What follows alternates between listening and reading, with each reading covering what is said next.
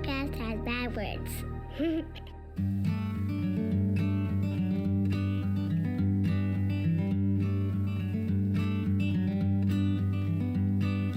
Every little thing you think that you need. Every little thing you think that you need. Every little thing that's just feeding your greed. Oh, I bet that you'd be fine without it. Hello, everybody. Welcome to the Minimalist Podcast, where we discuss what it means to live a meaningful life with less.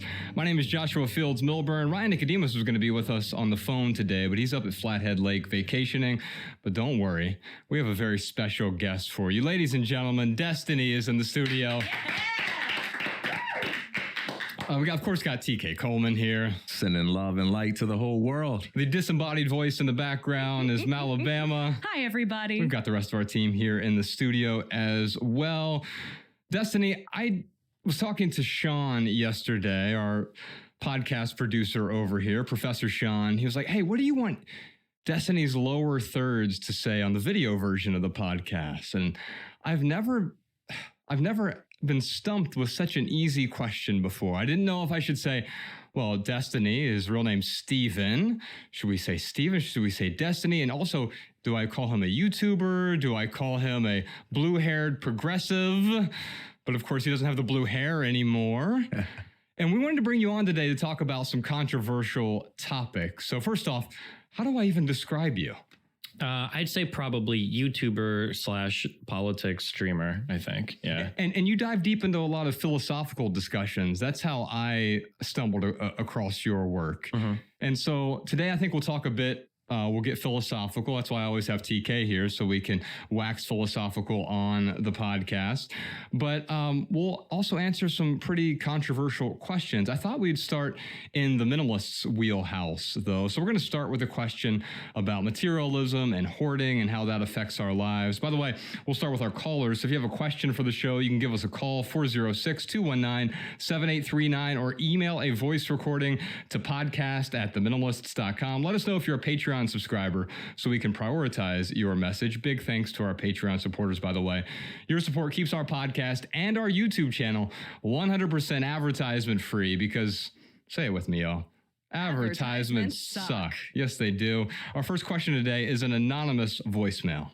Hi, the Minimalist. I'm in needing advice on how to handle when you have a friend who's an extreme hoarder. Now, not just a hoarder, but a filthy hoarder with trash all over and massive roaches. I haven't been to her home for years. I've only been on the outside of it, which is bad enough. But she tells me daily about the hoard and the extreme problem of thousands of roaches, but almost does nothing about it. I wanted to help her even organize a room, but of course, that was before the roach problem, and all my efforts were destroyed in a short time. I try to encourage and talk, but there's no result. I'm not trying to be judgmental toward her, but I can't even hang out with her now because she carries the roaches with her in her backpack and clothing items. It has made me really uneasy and creeps me out intensely. What is a good way for me to either not feel guilty and to end some relationships that can be toxic, or how to tolerate somebody when they live this way, whether it's her or even relatives that hoard a lot and it's just so hard to be in their mess and filth? Well, hoping that you can answer this. Appreciate it. Thank you very much. Destiny, I wanted to start with this question because I wanted to bring you into our world for a moment. People call into the show and they're often looking for observations or advice around a particular situation. And first off, are your parents hoarders? Yeah. My mom is actually a big hoarder, not a dirty trash one, but in that, like, I'm pretty sure everything I've ever marked with a pen is at some place in that house. We have every VHS we ever watched growing up as children. We have a garage full of every single toy we had, every single school assignment we did. Yeah, she has a huge problem with that. And the reason I asked that is I just assumed it because anytime I do at one of our live events, I ask this question, almost always the answer to that question. If I say, hey, your parents are hoarders, aren't they? The average person almost always says yes. And the reason they always say yes is because it's true. Most people in America are hoarders. The average American household has 300,000 items in it, which would be great if it was increasing our joy. And is that actually true? Yeah. I don't even believe that. That's crazy if that's true. It's a stat from the LA Times in 2014. So my assumption is that since the minimalists have been around for a while, we probably haven't helped everyone get rid of their excess stuff. Yeah, I mean, because people are still calling in all the time with all this excess. And so what I'm wondering here is when you talk to someone like this anonymous caller here, what you're talking about, or what she's talking about here, is the type of hoarder. This is stage 5 hoarder. A stage 5 hoarder often will have dead pets or roach infestations, but most people are stage 1 or stage 2 hoarders. Stage 1 hoarder means you have light clutter or 2 or more rooms. Well, that's most people, right? But stage 3 hoarder is someone who has some slight noticeable odors, maybe some dishes are piling up, or maybe there are piles of clutter strewn throughout the house. So, I wanted to bring this up though, because this person is dealing with a friend who she wants to change, but it sounds to me like that person doesn't want to change herself. Do you have any insights for a caller like this? I think there's 2 important ends to this question. The first one is, how do you deal with the hoarder? And my answer is always really boring. I would probably Google hoarder research and find out like what are the most effective steps to alleviate somebody's hoarding problem. Sometimes we have like intuitive ways to solve things that are actually counterintuitive when you see how they play out in the long run. So for instance, I think a lot of people feel, or they used to feel, an attachment towards corporal punishment for children. And it feels like that's the right thing to do. But if you look at the research on that, it's overwhelmingly negative. So that might be a place where your intuitions lead you to a negative place. I know that for my mom, I wanted to take her out to a really nice steakhouse one night and bring in a bunch of friends and just torch everything in my house. That's what I thought. I don't know if that would be a good idea or not, because in my mind, I'm thinking like, if I can just destroy 95% of your shit, you'll come home, you'll be upset for 1 week. And then afterwards you'll go, oh my God, look at how much better my life is, that I'm not spending all my time, sorting through boxes and organizing everything. Or she could have a massive emotional breakdown and hate me and never talk to me again. I'm not actually sure what would happen. So, yeah. And by the way, sometimes that happens because someone's going to have the emotional breakdown. If you you're essentially stealing that person's stuff at that point, which A, would be illegal, but B, that doesn't mean they have also let go of it. Forcing someone to let go of a material possession doesn't mean they let go of it emotionally, psychologically, and they may carry that with them forever. It may be a bigger burden now that it's gone. Yeah, potentially. Because that's what I asked her. Because I'm like, why don't you, like, you've wasted so many years of your life just like sorting through boxes and like organizing the stuff that you only ever see when you're organizing. And she's like, well, these are my things that I've acquired in my life.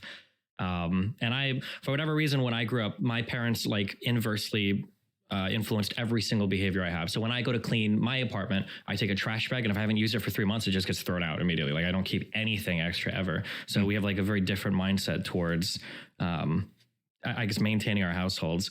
There's a second part to that question, though, that I think is really important that a lot of people don't address.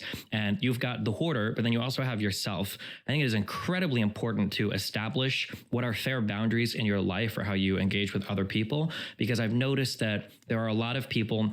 You've got like givers and takers when it comes to, I don't know, you could say psychological energy. And there are some people that are very giving of themselves to other people. And sometimes they compromise their own happiness or integrity by constantly making excuses or exceptions for other people in their lives that are very damaging to them. So I think that, I mean, there's going to be cases where there's trauma and your gut response maybe isn't good or it needs to be worked on. But I would say for most people in general, I think you should rely on your gut response. That if you're around somebody that makes you feel uncomfortable most of the time, you should probably take a step back and evaluate why that is. And if there's a compelling reason for you to stay there, I think that's really important. And I think it's okay to love that person from a distance if you see that they're harming themselves in a way, or they're going to harm you in some way by being in their presence. Yeah, I think 2 common extremes of communication, particularly when it comes to resolving conflict, is the extreme niceties and the extreme anti-nice philosophy. I don't have to be nice. The fact that I'm telling the truth gives me permission to say it however the hell I want to say it. And then the other way is to say, I'm going to make sure that I present it in a manner that's sweet, but there is an in-between. Sometimes you got to be firm, you got to be real, you got to be authentic. And you don't have to add a punch to that in order to make the other person swallow it. And so you can make value judgments about what doesn't work for you and about what disgusts you and what you don't like without wishing out loud for that other person to spend an eternity in hell, right? And so sometimes this benefits our friends when we can look them in the eye and say things like, look, I can't do it, man. I can't meet with you for coffee. I can't go to the movies with you. I can't go for a walk with you. Why?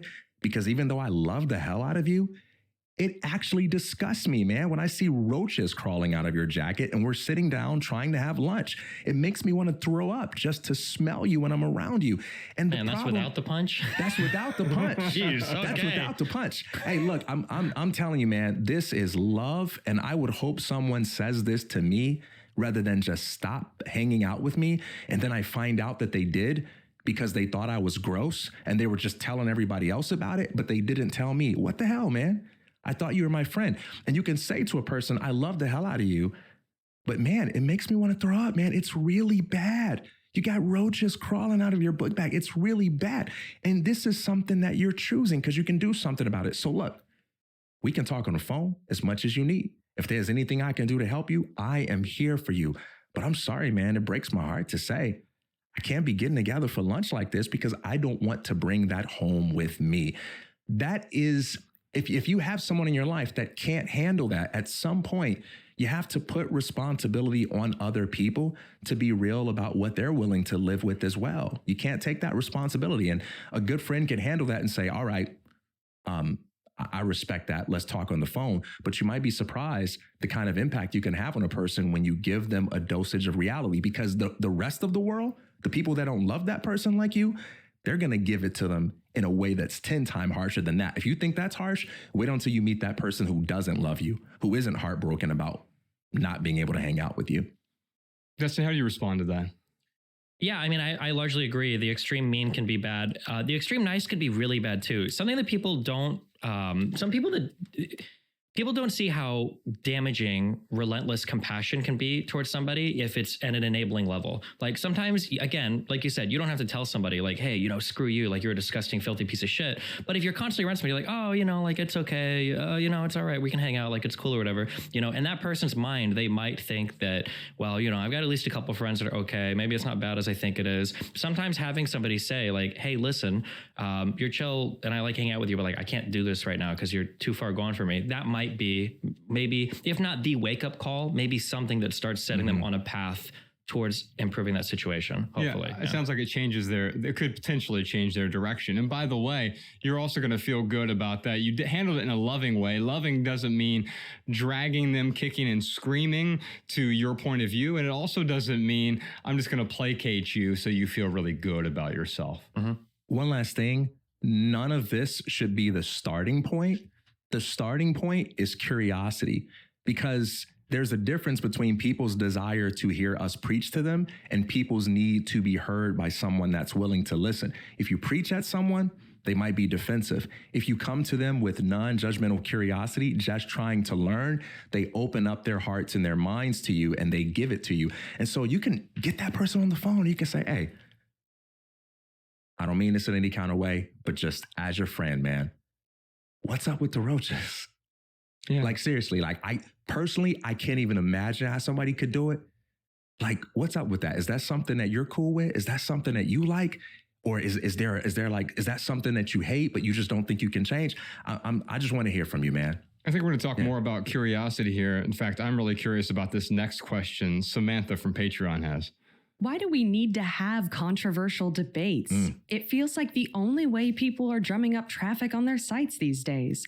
I want my corner of the internet to be calm and minimal and based on positivity. Why can't we just bond together over shared interests rather than talk about the things that divide us? And then let's couple that with Renee's question, because I thought they were so similarly linked, although they had their nuances. I was always taught that talking about religion, politics, and money with people was taboo, and our thoughts on the topics should be kept private.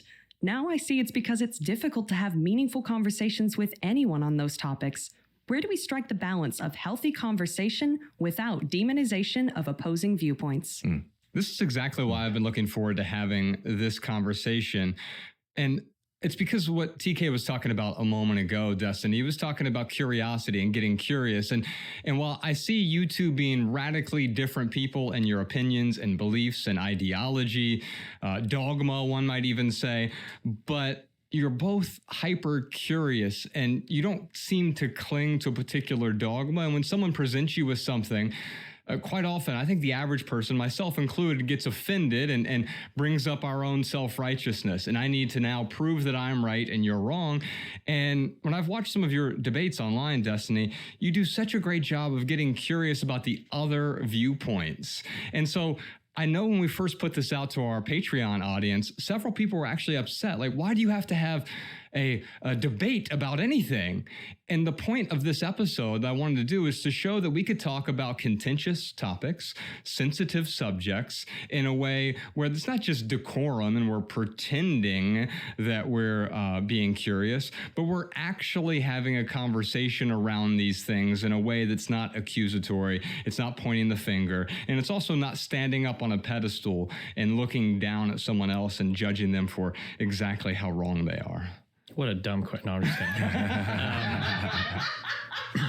I think it's really important to recognize that in the United States, we have a huge diversity of opinion.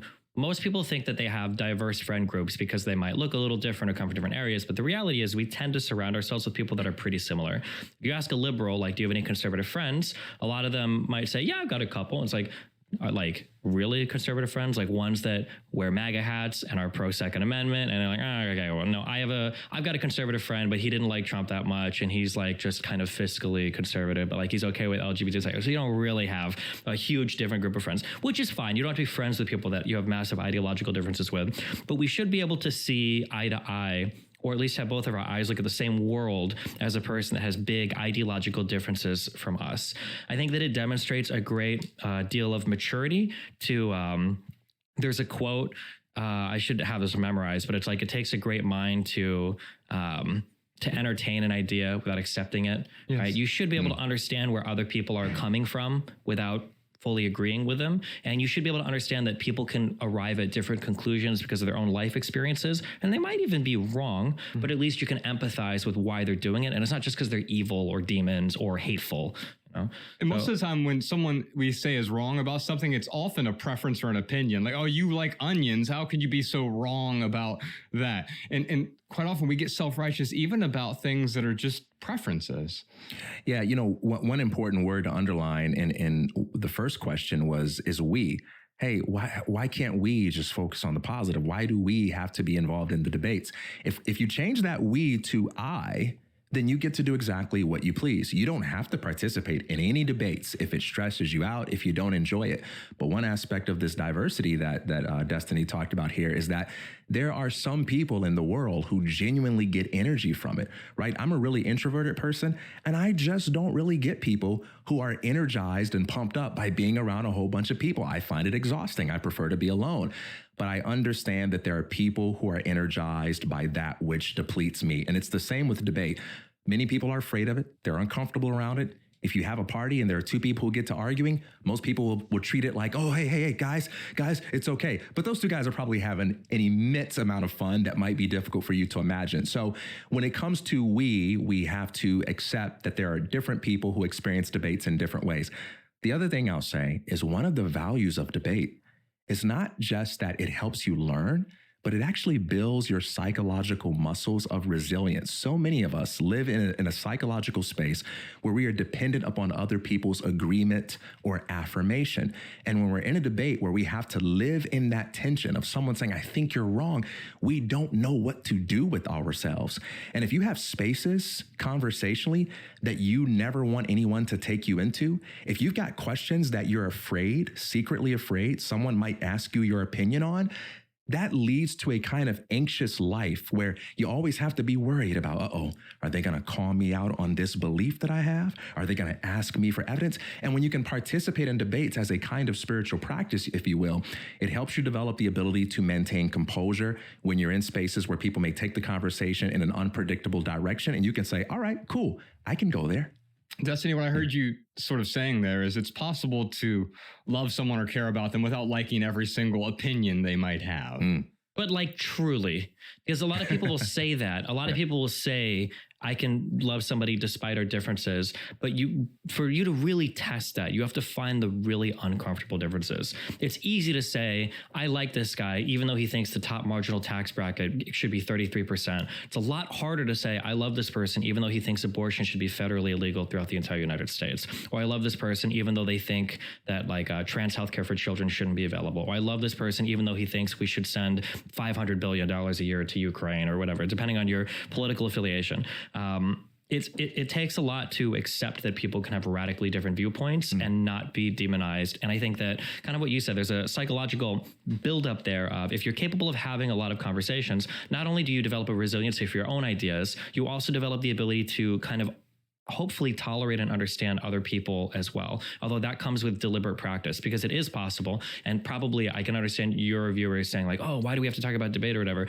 There is a lot of debate that's engaged in just bad faith. It's not even really debate where two people are trying to make commensurate their views with one another to disagree and agree with each other. It's just people screaming at each other, which is the opposite of everything we've said. That's not productive. It's not a way to be compassionate. It's not a way to build resiliency. Yeah. And it's entertaining though. And I think that's why we're so drawn to it. In fact, many of the clips and things that I see you in is because you're willing to get into those sort of, and maybe even you thrive in that area because you're not bothered by those contentious arguments. Yeah, which is frustrating because I have a reputation. People say, oh God, like this guy's just going to scream at me the whole time. Like 98% of my conversations are similar to this. They're pretty chill. Yeah. But obviously the things that go the most viral are me and another guy screaming at each other about who's the biggest cuck or who's like the dumbest dumbass or whatever. Like that's just, because that's usually what garners views and what gets more attention. But yeah, that's right. I'm going to skip Michelle's question because I want to do something. Usually we do something called the lightning round where we answer questions. We have a minute to give a short, shareable, pithy response. We call them minimal maxims.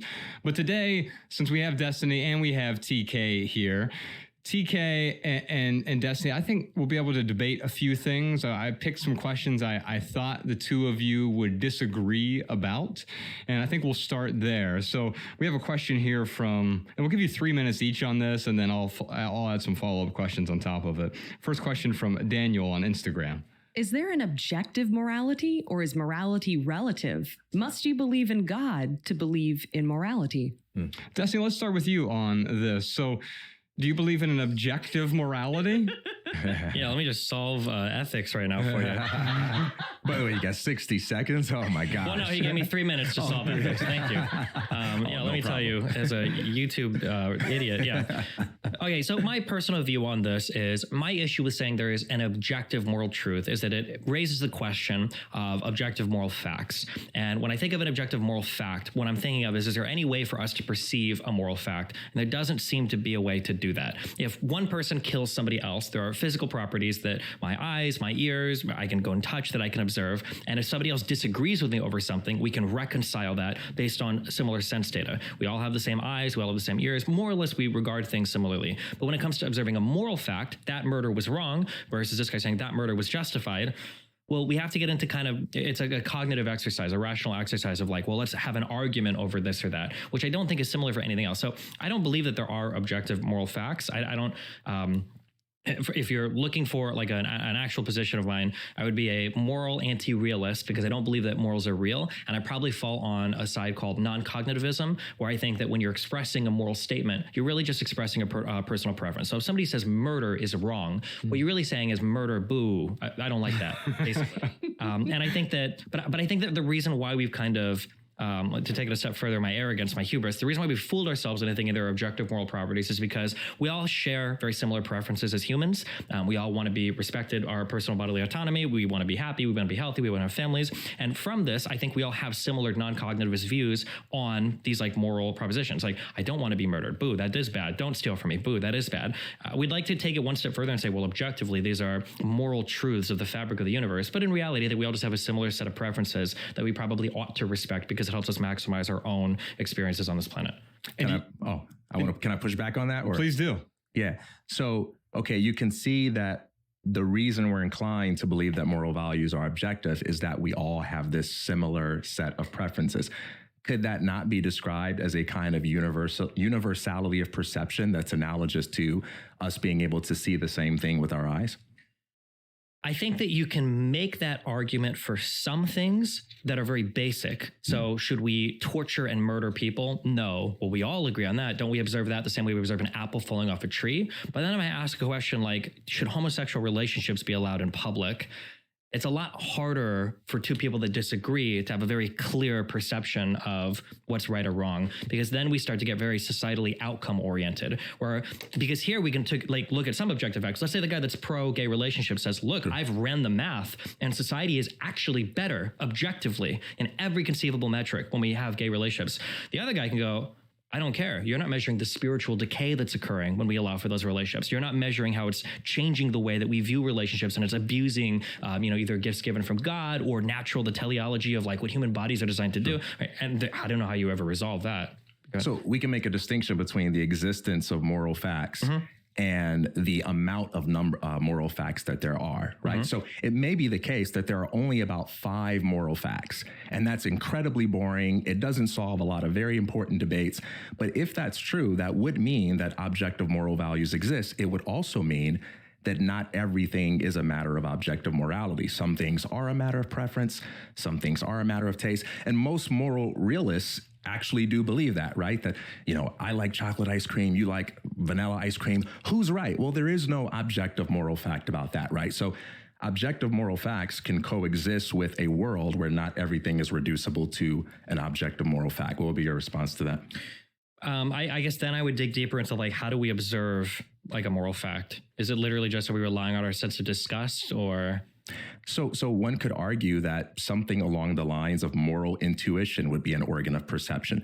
So in the same way that physically you and I can see that same guy sitting there, that intuitively we're perceiving that same thing, namely the same set of preferences that you mentioned, like torturing innocent babies for spectator sport. That's morally wrong. We all seem to agree on that. So that could be an argument that we're seeing with some sort of intuition. We're picking up on that. So the interesting question I have there is, let's say I can shape the intuitions of society. If I do this with physics, at some point, we're going to hit an uncomfortable wall where it's like, listen, you guys can think this, but the math doesn't work. What do you do when you've got a society full of people that have a moral intuition that might be, I wouldn't believe this is even a possible phrase, but like wrong moral intuitions, right? So for instance, you had a group full of people cheering and chanting when a witch is being drowned or burned at the stake. For all of them to have that intuition that some good activity is happening there, that some witch or some, demon is being burned. Do you tell those people, I'm sorry that your moral analysis here is wrong, your intuition is wrong? How do you, basically at the final level, this is where all these conversations go back to me, and I'm guessing your answer would be, is I can resolve a dispute between any type of physics, chemistry, mathematics, whatever question. I don't know how to resolve disputes of moral fact. So I don't think you can resolve the disputes over the physical things. We can create those same epistemic difficulties with the physical world if you give me the powers of technology to manipulate people's perception of physical reality. What if through the use of holographic technology? What if I can develop some kind of mind control technology and I can actually make people see a monster when they don't see that? I can make people see an alien when there's no alien there. I've created the same set of epistemic difficulties, but it doesn't negate the existence of an objective physical reality. It just means there are really complicated scenarios where we may not have any easy answers for knowing what's real and what's not. And so belief in objective moral values doesn't have to mean all moral questions can be easily answered. And to answer the second part of that question then, TK, does it require a belief in God, or must God exist then for there to be an objective morality? So as a believer in God, no, it doesn't, because throughout the history of Western analytic philosophy, there have been a lot of thinkers who subscribe to moral realism, but have grounded it apart from theism. So there are certain beliefs, whether it's the Randian objectivist view, there's sort of like the deontological ethical view. And then there are some people who they anchor it in the empirical evidence for human flourishing. Whether or not those arguments are good, that's up for debate. But it is a fact historically that there are lots of moral realists who are not also theists and who don't ground it in theism. So it wouldn't suffice to say, oh, you believe in objective moral values? Oh, you must believe in God. That's not true for a lot of people out there. Yeah, that's true. He brings up Rand, Kant, Sam Harris, I think, were the references. Yeah, you can have objective morality. Well, I mean, I would say you can't, but other people feel like they found it even without a God figure being necessary. Well, speaking of Rand, let's move on to the next question here. This one is from Halo on TikTok. Is taxation theft? Can you debate libertarianism and anarcho-capitalism? Well, so it seems to me that once upon a time, Destiny, you were sympathetic to this worldview, and then your views have evolved over time. Yeah, I was my most libertarian when I was at my lowest point in life, right before I got into streaming. I was a big Ron Paul supporter and everything. Is taxation theft? I feel like when we live in a society, there are a set of agreements that we have with each other that in order to take advantage of all the good things we get from society, there are some implicit agreements that we've made for how to conduct ourselves in society. So I don't, violate other people's autonomous expectations. I don't punch people in the street. I don't walk around naked. I don't litter, pollute, destroy. There are a whole bunch of agreements that, I have, even in my own property. I'm not allowed to discharge a firearm inside my house. I'm not allowed to set my house on fire and walk away, even though I own it. These are all things that we've kind of agreed because we've created a society that creates more than the sum of our parts, right? Like everybody coming together can create something that's better than just everybody working independently. And the only way for that to work is there has to be a necessary transaction between all those people in society. And I consider taxation to be one of those transactions. So is taxation theft? I mean, taxation is theft as much as it's a restriction on my freedom not to, run down the street naked, essentially. Oh, man, totally disagree. So first, I define theft as the use of violence or the threat thereof to forcibly extract something from another party. And I think we have to make a distinction between two very different questions. Question number one, is taxation theft? I don't know how it couldn't be. So I would love to hear how you would define theft to make it not so. But the second question is, are there morally justifiable circumstances under which theft would be okay? So I believe that a lie is a lie, but I think there are some circumstances where perhaps you could argue it would be a morally good thing for you to lie in this particular instance. I'm open to that argument big time. And I think we have to do the same thing with theft. I think my decision to not run down the street naked is of a very different order than my decision to cooperate with the government when they say pay your taxes or there's going to be some serious consequences to bear. I think the argument you just gave could also be used to justify respecting the mafia.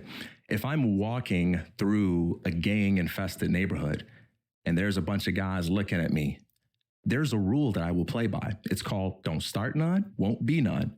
I'm not going to look at those guys. I'm not going to say anything that might provoke those guys to violence.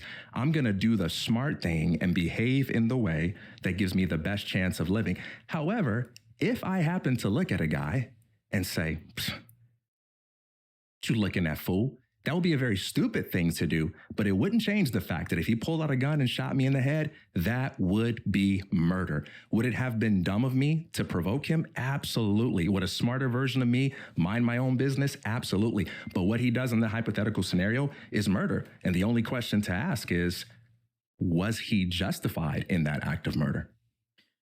I guess here's a question. Let's say you've got 10 cows, and let's say that every Friday a guy comes along and he milks 2 of those cows. You don't want him to, it's against your consent. He milks 2 of those cows. He takes the milk. Would you consider that theft? Do I own the cows? Yeah.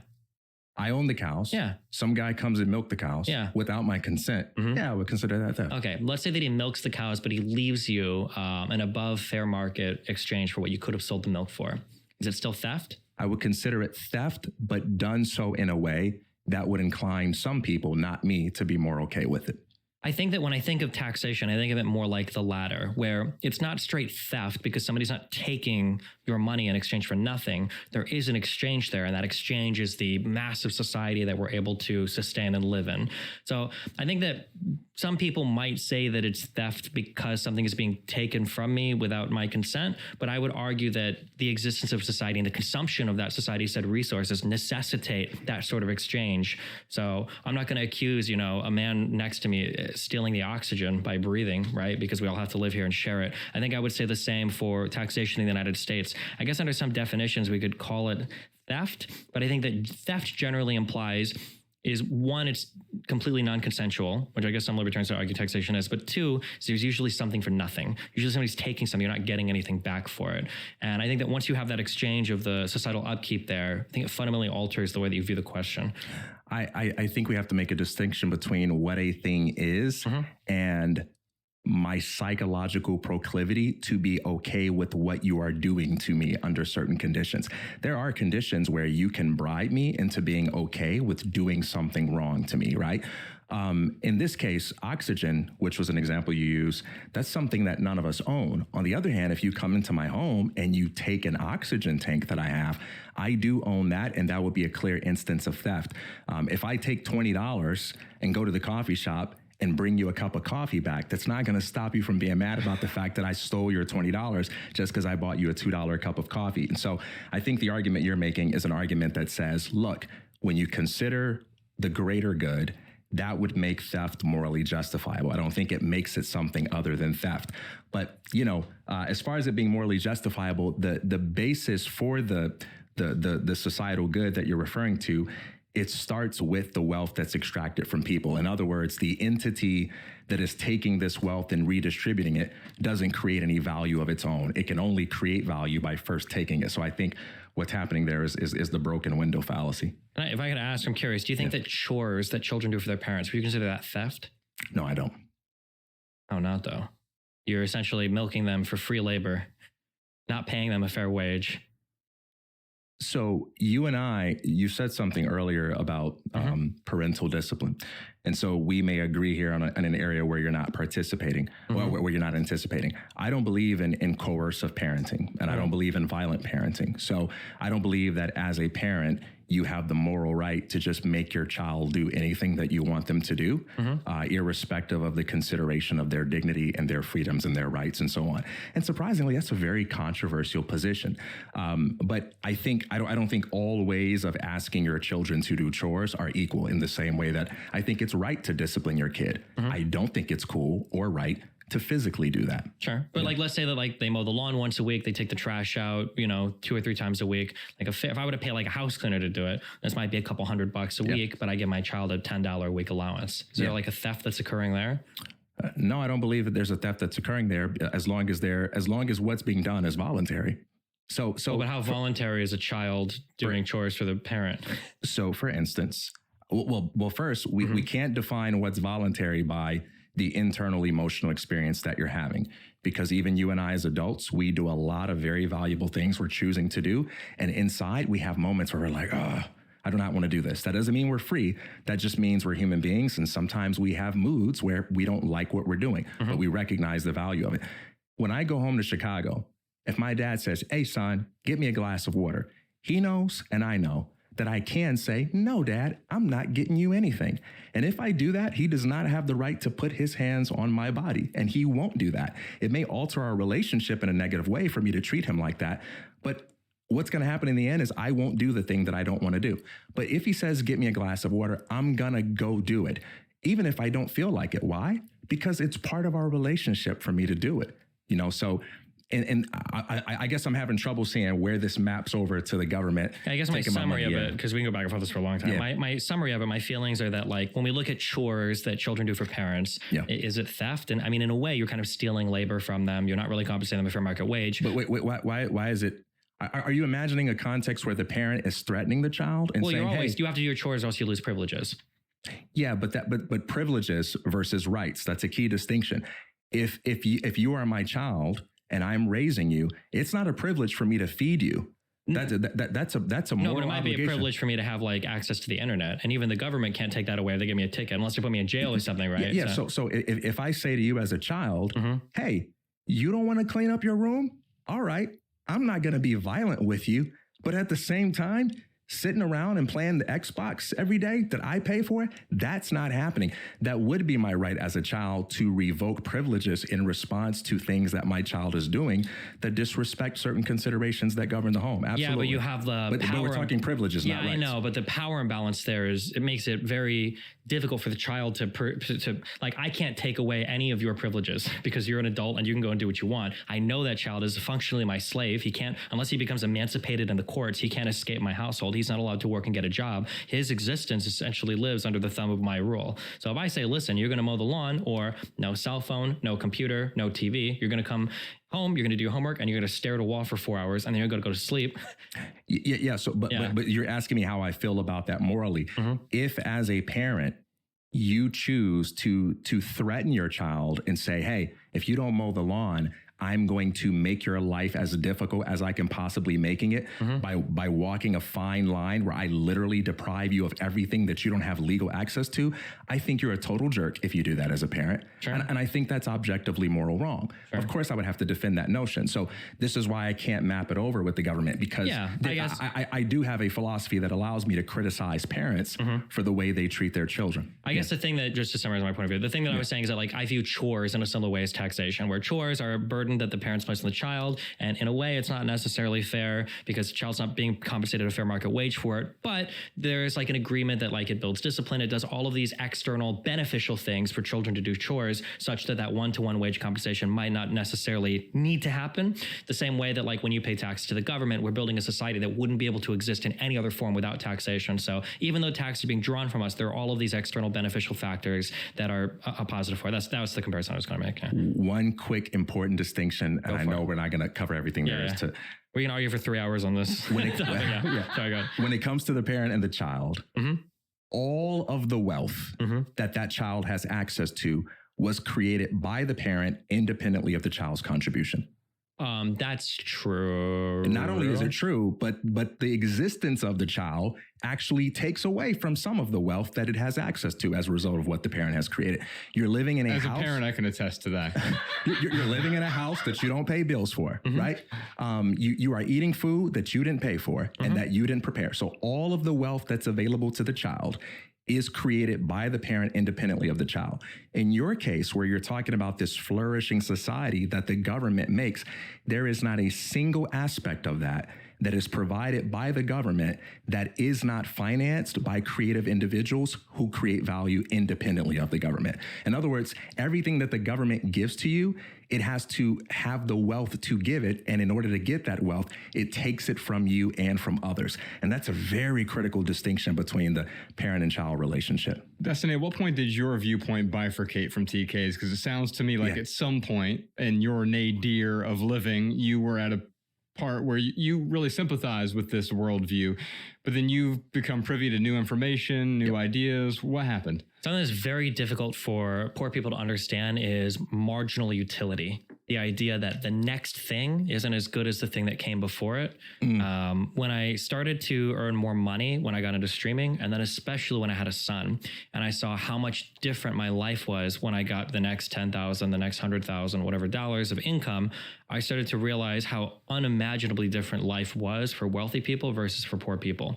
When I was at my poorest point, my kind of thought process was, if I keep working hard, as long as I work hard, I can do whatever. I just need to keep pushing through, pull myself up, whatever, blah, blah, blah. And that was kind of my thought process. I was a big worker, worked 13-day stretches every time at my little carpet cleaning job, like for horrible pay, and I'm very libertarian, blah, blah, blah. And then once I started to make more money, and I'm like, I can actually get a flat tire and it doesn't destroy my life. Oh, I can get a speeding ticket and who cares? Or I can have a court case and I can pay for a lawyer to make it go away. Or I can put my kid in the nicest school in my entire city. And like, kids have to go home from school. They have their own personal iPads when they're like 2, or I'm sorry, not 2, when they're in like 2nd grade, which is crazy to me. I start to see the differences in life between the wealthy and the non-wealthy. And I'm like, listen, if the government wants to take or scrape the top 10, 20, 30, 40% of my income, or in California here, 50% of your income, depending on how brutal the state taxes are for your particular bracket, my argument does not apply to California. Actually, fuck this state, okay? Jesus. My argument doesn't apply to California, okay? I moved out of this tax hellhole, all right?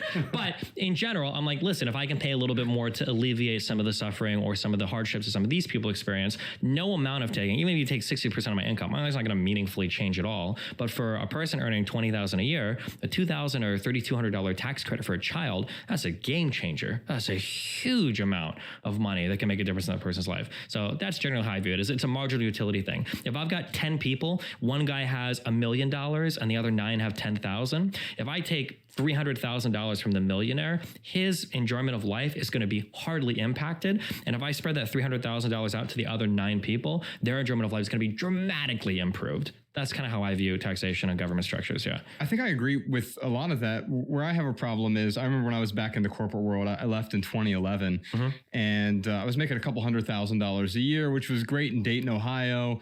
And I was in my late 20s, around 30 years old. And that first year I made $23,000 and I was more financially free that year because I had radically simplified my life. Now, I'm not saying that everyone should go out now and live on $23,000, but I did have greater freedom and had very little to do with income. It had much more to do with the idea that I no longer needed the things I thought I needed before. Can you maybe talk about that a bit? Yeah, that's a whole other area. I'm so glad I didn't follow this tribe. I don't know why, but first of all, how wealthy you feel is largely a function of how much you spend, not how much you make. You can make a lot of money and live like a brokey, okay, depending on how stupid you are with acquiring liability after liability after liability. For me, coming from a family that had a lot of issues with money to me exemplifies freedom.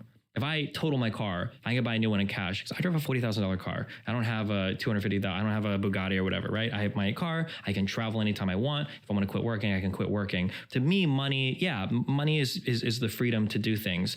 For a lot of people, and for a variety of reasons, capitalist, consumerist, advertising, whatever, money is a means to exemplify status. And status is acquired through material possessions. And once you're on the treadmill of that rat race, there is no amount of money that you can make $1 million a year and easily blow through that if you're just trying to buy things to show status to other people. So yeah, I could totally believe somebody going from making $200,000 a year to not feeling as comfortable to making $23,000, $30,000 a year and being like, you know what? I don't even think I need a car. I like jeans and t-shirts. I have a computer I play games on, and I go out, like maybe drinking every Friday night or something, right? And you could like live a fun, free life doing that. But yeah, the people that spend money just buying like highly depreciating material things or acquiring liabilities. People do this, buying cars, payday, whatever, furniture and all this stuff. Yeah, it's just a really bad approach to money, I think. Going into tremendous amounts of debt. I heard you talk about this recently. When I was prepping for this episode, you were talking about your parents having a tremendous amount of debt. Yeah, they're I'm sure you guys have used the term lifestyle creep, right? Yeah, absolutely. We call it lifestyle inflammation. Yeah, they are very, very, very big on that, to where they can earn a lot of money, but they always have to buy new things. If you compare me to every other member of my family, I look like the poorest person in my family, just because of how much stuff everybody likes to buy, and the big houses and all the cars and And was that your reaction to them? Were you sort of thumbing your nose at them, or were you just so disgusted by the hedonic treadmill that they were on that you decided to hop off? I think disgusted is a strong word. Like, I understand the thought process for a lot of people, and a lot of it is kind of like a victim of what you've been told or advertised to in society. That half of my family, my mom, her sister, come from Cuba, and when they moved and they came to the United States, the idea is that in the United States you can achieve unimaginable things. There's an unimaginable amount of wealth here, nice houses, there's cars, freedom, things you can buy, all these things you can do. And I think that sometimes people put the cart before the horse, whereas those other things, houses and cars, are supposed to represent like a freedom for you, and that's the end goal. Instead, they fixate on the things themselves in order to assume that at some point that freedom is going to show up. But those things are like those things should be like a byproduct of the freedom that you're kind of trying to strive for, not the end results themselves, because the freedom won't come as a byproduct. Yeah, if that makes sense. TK, before we take a break, I'm going to tune into one more question here. This one is from Alberto. Taxation from X. Do you have any controversial dating advice? Destiny, do you have any controversial dating advice? And I wanted to have this question here up front before we go to the break, because I think you and TK have radically different worldviews, although he and I really don't talk about this. I too, I'm in a marriage. It's an open marriage. And so... Jesus. And actually, TK's in a relationship with Jesus. So, no, he's in a Catholic marriage, a long-term Catholic marriage. And so I think we bifurcate pretty significantly here. Although I've always felt respected by TK and vice versa. Yeah. But do you have any dating advice for folks? Dating advice or controversial dating feelings? Those are two very different things. Let's do both. Yeah. You start with whichever one you want. Both of them need to be controversial, though. The first controversial thing I say is you're not dating until you live with somebody.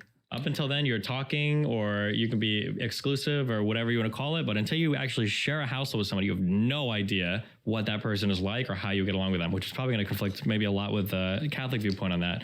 But, no, I don't think so. I think it conflicts more with my viewpoint. My wife and I live apart half the time. Oh my goodness. You're right. And because we tried the whole living together thing, and it's awesome. I just am not good to live with. I'm really difficult to live with. I'll amend that actually. If you can make a relationship, because I can't do long distance ever.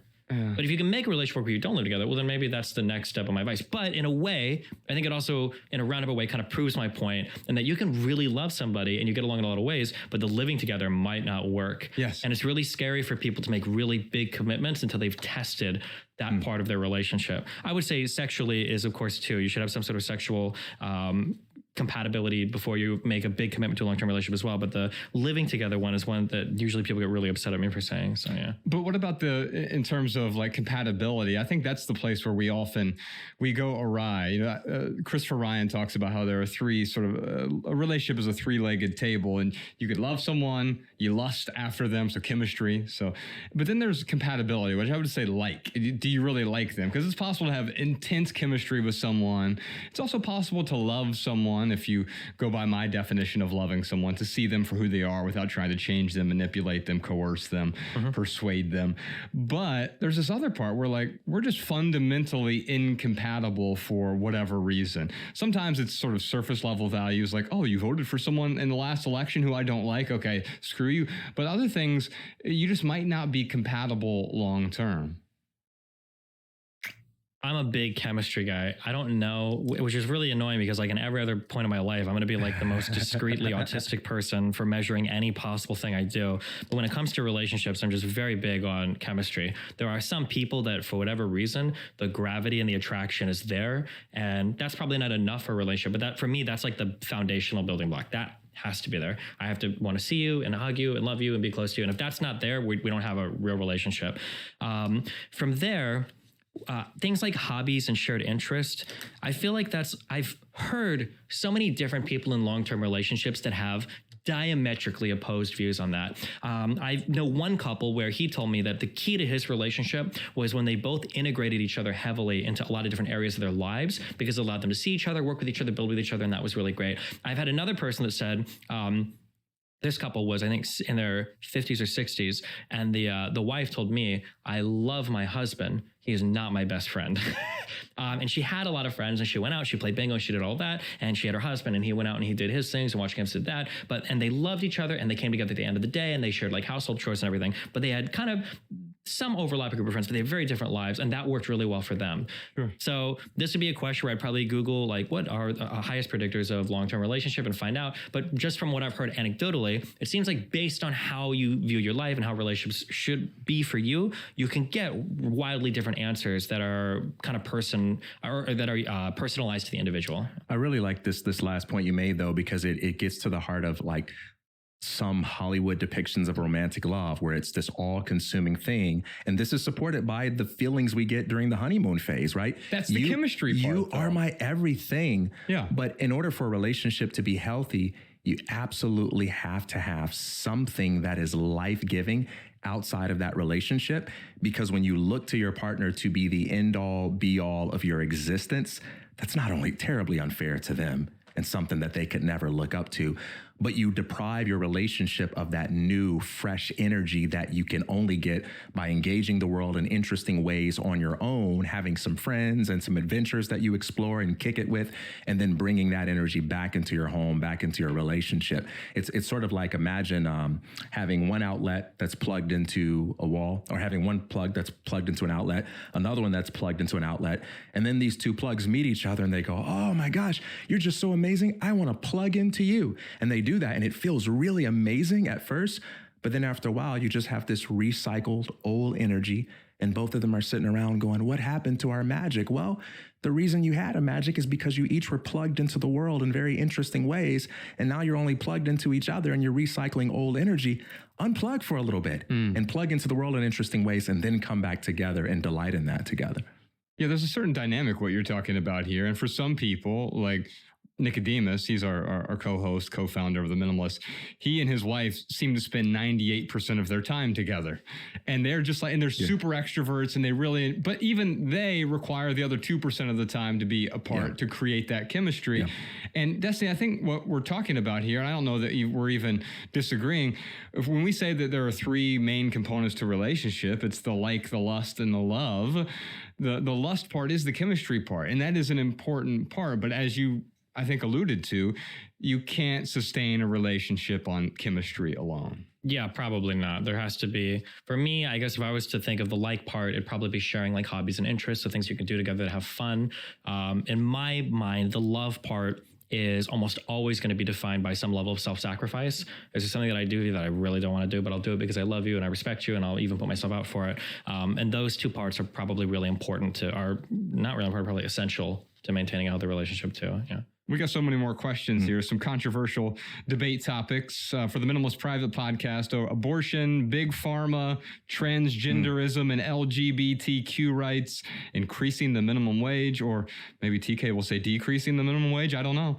The death penalty, video games, politics, book banning, gun rights, problems with the so-called red pill community, fat shaming versus body positivity, and we have a former employee who's going to call out the minimalists. All that. We're trying to get to as many of those as we can, plus much more of less. But before we get to that, Malabam, what do you got for us? Here's a minimalist insight from one of our listeners. Hi guys, this is Christy in Chicago, Illinois. I'm a Patreon subscriber and I wanted to call in with some thoughts for Natant in episode 403, who was struggling with both the decision of whether to become a parent and also whether there was a way to make this decision without sacrificing his relationship with his partner, who very much does not want to be a parent. There are so many ways that you could provide the act of parenting without becoming a parent. You could take a proactive interest in the lives of the children of your friends and family if there's anyone you have that kind of close relationship with. You and your partner could adopt a pet. There are so many who desperately need good homes. There are also thousands of already existing children in the world who could very much use a positive adult influence. Become a big brother or volunteer as an aide in an understaffed school or become a tutor or a mentor. If your partner was open to the idea, perhaps one day you could have a discussion about fostering. In most places, the foster system is a dismal place to be, and a home of light and love would be such a blessing. If you want to exercise compassion, you can do volunteer work with the homeless or struggling returning veterans or volunteer in an animal shelter. There are so many ways to spread love in the world without procreating, if that is at the core of what you feel you're looking to express. And with many of these options, you could choose what speaks to your heart and soul without your partner being obliged to participate. I hope perhaps this might spark some useful non-binary discussions for you and your partner, and I wish you both the very best. Welcome back, y'all. Let's do TK's tweet of the week. We're going to call it TK's ex of the week, but we were just bringing in ex-girlfriends. We ran out after a while. This one's from our good friend Jessica Williams. She used to be the social media manager for the Minimalist. She worked with us for like 8 years, and I feel like she totally called us out on this tweet. So actually, Destiny, I'm going to give you the opportunity to read this tweet, and then you can agree or disagree with her. If Hitler had a social media platform, do you think he would have used it? If you have a TikTok account, your answer is yes.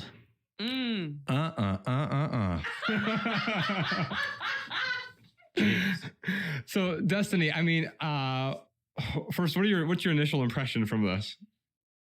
Because I have a TikTok account. I felt called out because, like, the Minimalists, I don't personally have one, but the Minimalists have a TikTok account, and we share a lot there. And am I supporting Hitler?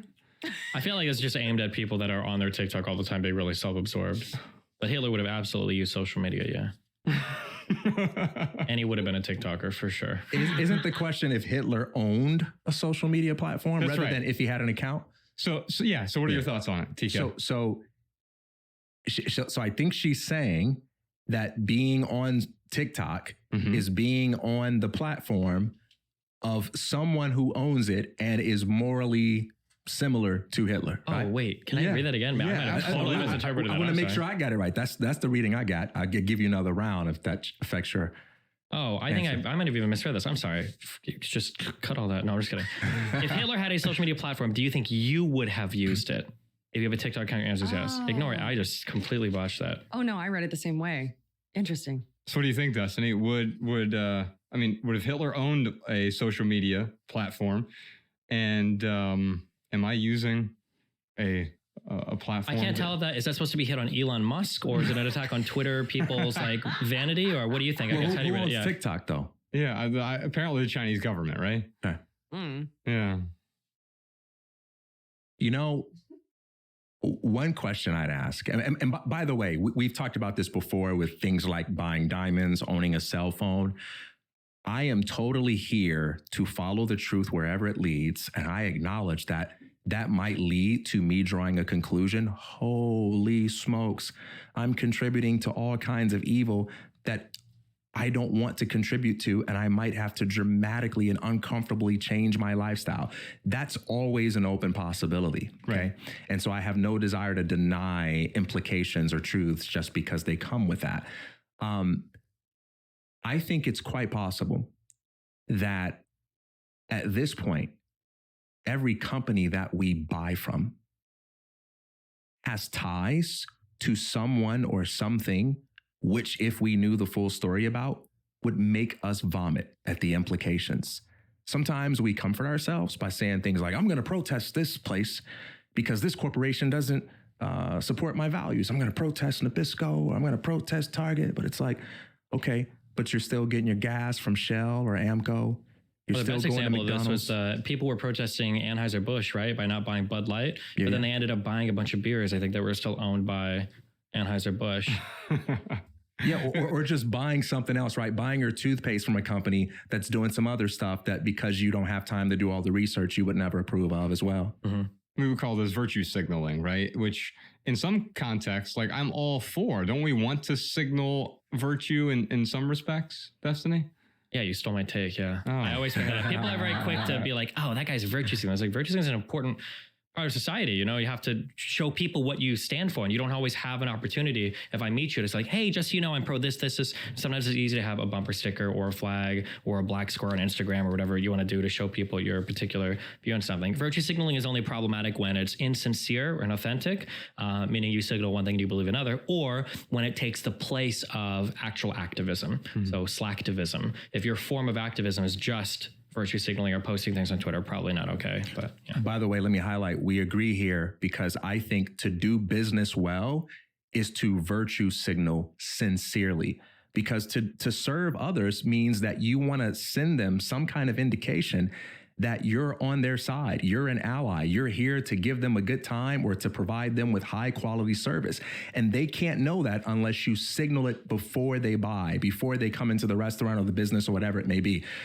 What makes virtue signaling so repulsive when it is repulsive is when you do things like Destiny pointed out. You don't really care about the people you purport to care about. You just want to be seen.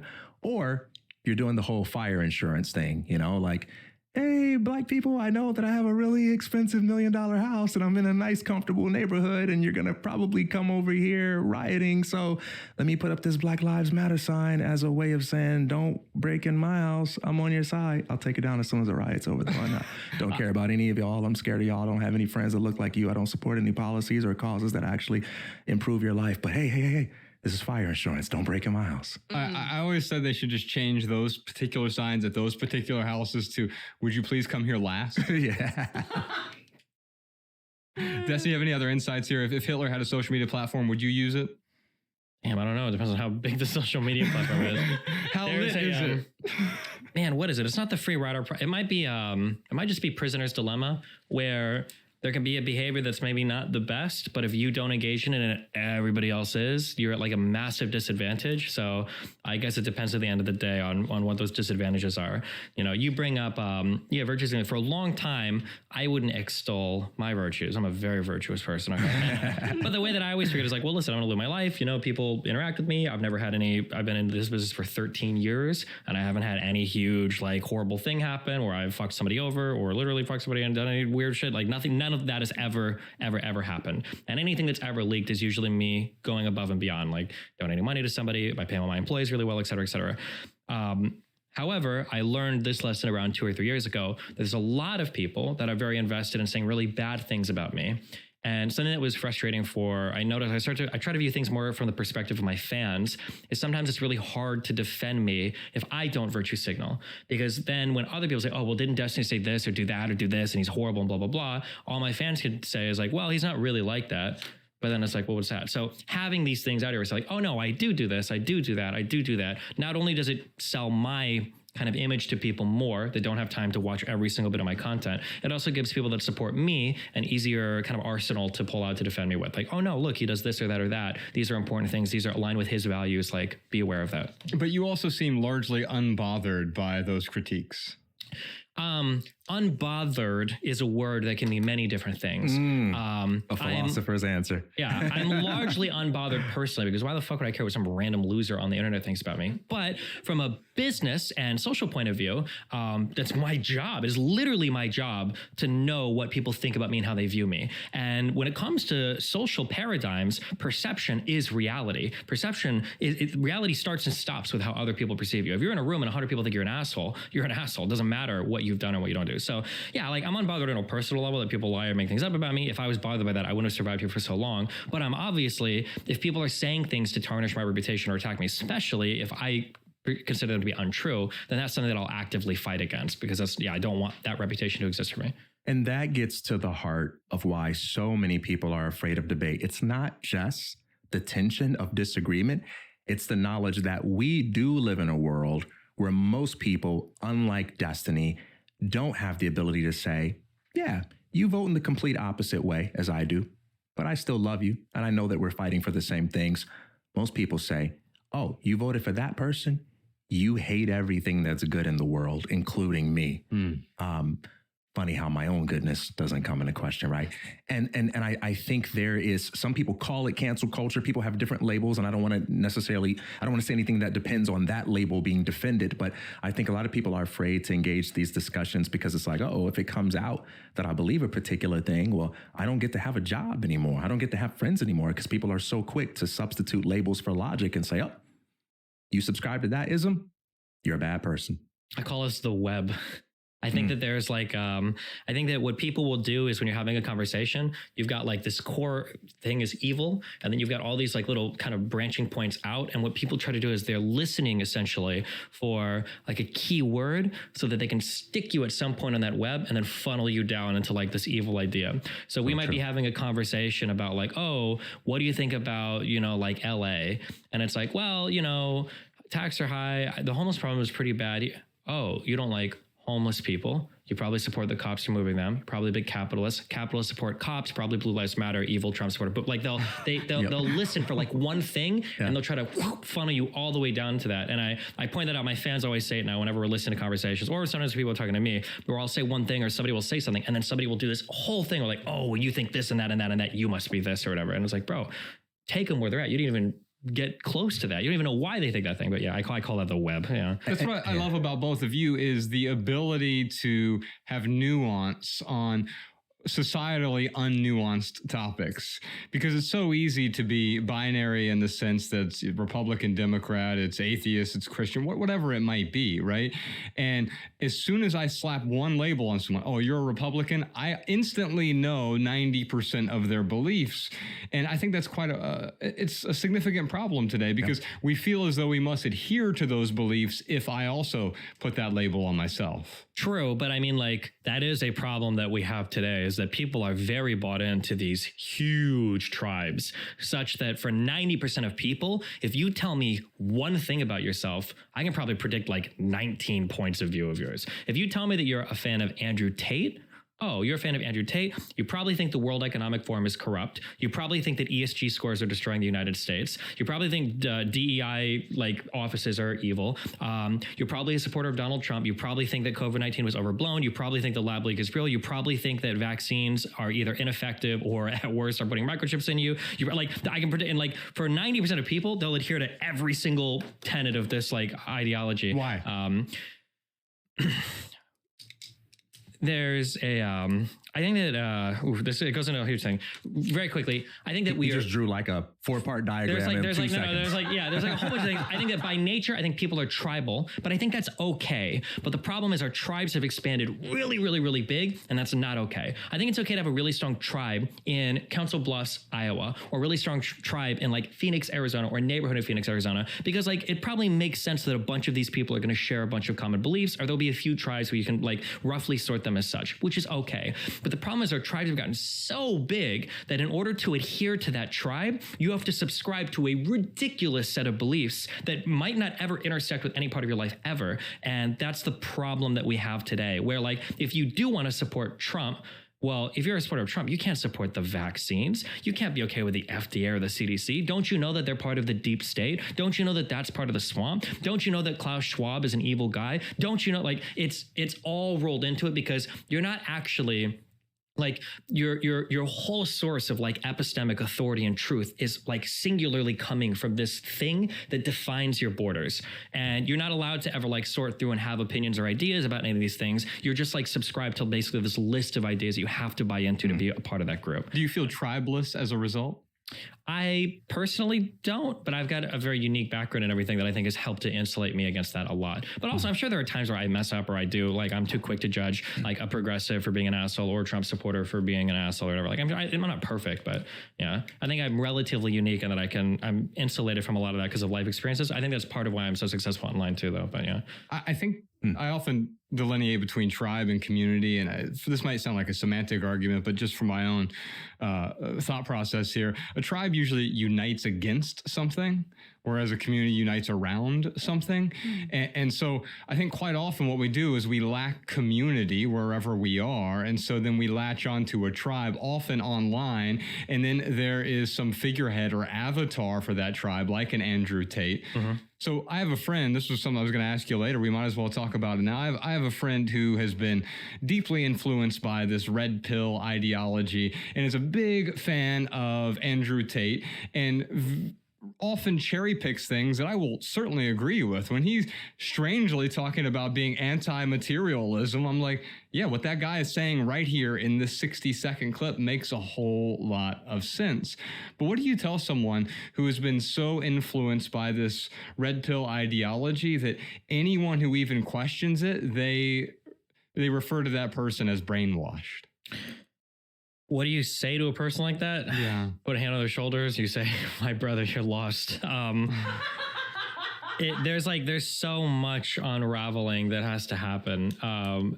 People always do this. People always bring me on. This must happen with psychologists where they're brought on and it's how do you cure depression? I feel like that's the type of question. Someone being how do you convince a hardcore Trump? My mom is a Trump supporter, okay? I can't convince my family members. I'm not trying to... no, I understand what you're saying. I want to be clear, though. I'm not trying to convince him of anything, but we've gotten to a point where I'm like, yes, I agree with that, but can you understand the nuance behind this, right? This guy isn't Jesus, even though he is your Jesus, apparently.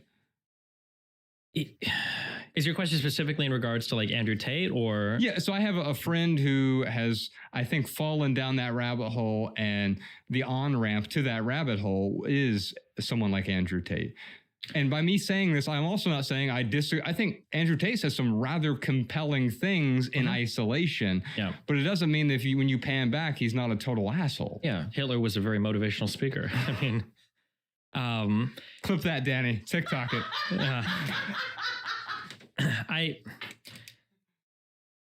Something that, oh God, there's so many different ways to do this. One of the best classes I took an AP psychology class in high school, and it was the best thing, one of the best things that ever happened in my life, because it also caught me at a time where I went to a Catholic high school and I was questioning religion a lot and finding that stumbling into that psychology class and that radically shifting time period of my life equipped me with a lot of really important like metacognitive tools to make sure that I wasn't being crazy, right? Like, oh, I really can't trust my memory sometimes. Oh, I really need to be careful when I'm searching for information. Oh, I really need to be careful when I'm weighing two different things because my brain is a very unreliable narrator of my own existence, right? It tells me what it makes it feel safe and comfortable and navigates it in the world in the way that makes it happiest, right? That's a very important thing to be aware of. There are like when you bring up things like Andrew Tate and the Matrix, when I'm talking to some conspiracy theorists, there's a concept in philosophy, I think it's called illusory pattern perception. When you look up into the stars, you know, there's not actually like turtles and dippers and like those aren't real. What we do is we see dots and then we connect them to make something that's not really there. Oftentimes when you talk to people that believe in like the Matrix, they have a collection of facts that are real. Bill Gates does own stock in some company. At one point in time, this company did invest in this other thing. At one point in time, this thing that was invested in did do something bad, but that's not really what you're saying. What you're saying is Bill Gates intentionally invested in this company to intentionally do this negative thing.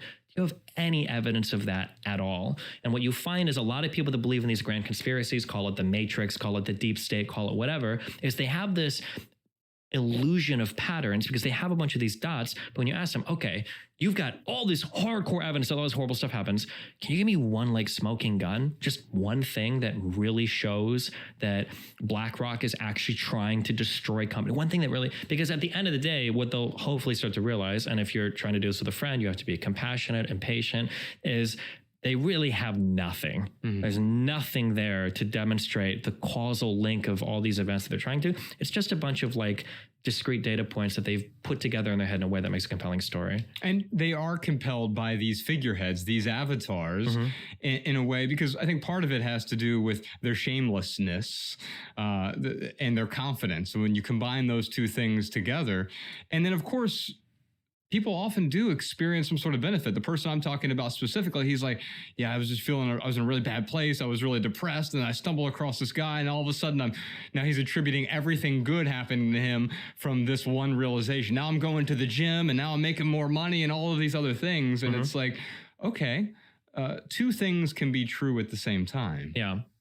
Also, it's really hard as humans to see counterfactuals with a similar trend with a different magnitude. So from a stats point of view, let's say that I follow somebody and just very basic, let's say my life improves 20%. I might feel really good. I might attribute it to that guy and say, look, my life improved. But if we did like a study and we had placebos and we had a whole bunch of other people that live the same life that I lived, let's say that I improved 20%. Let's say everybody else improved 40%.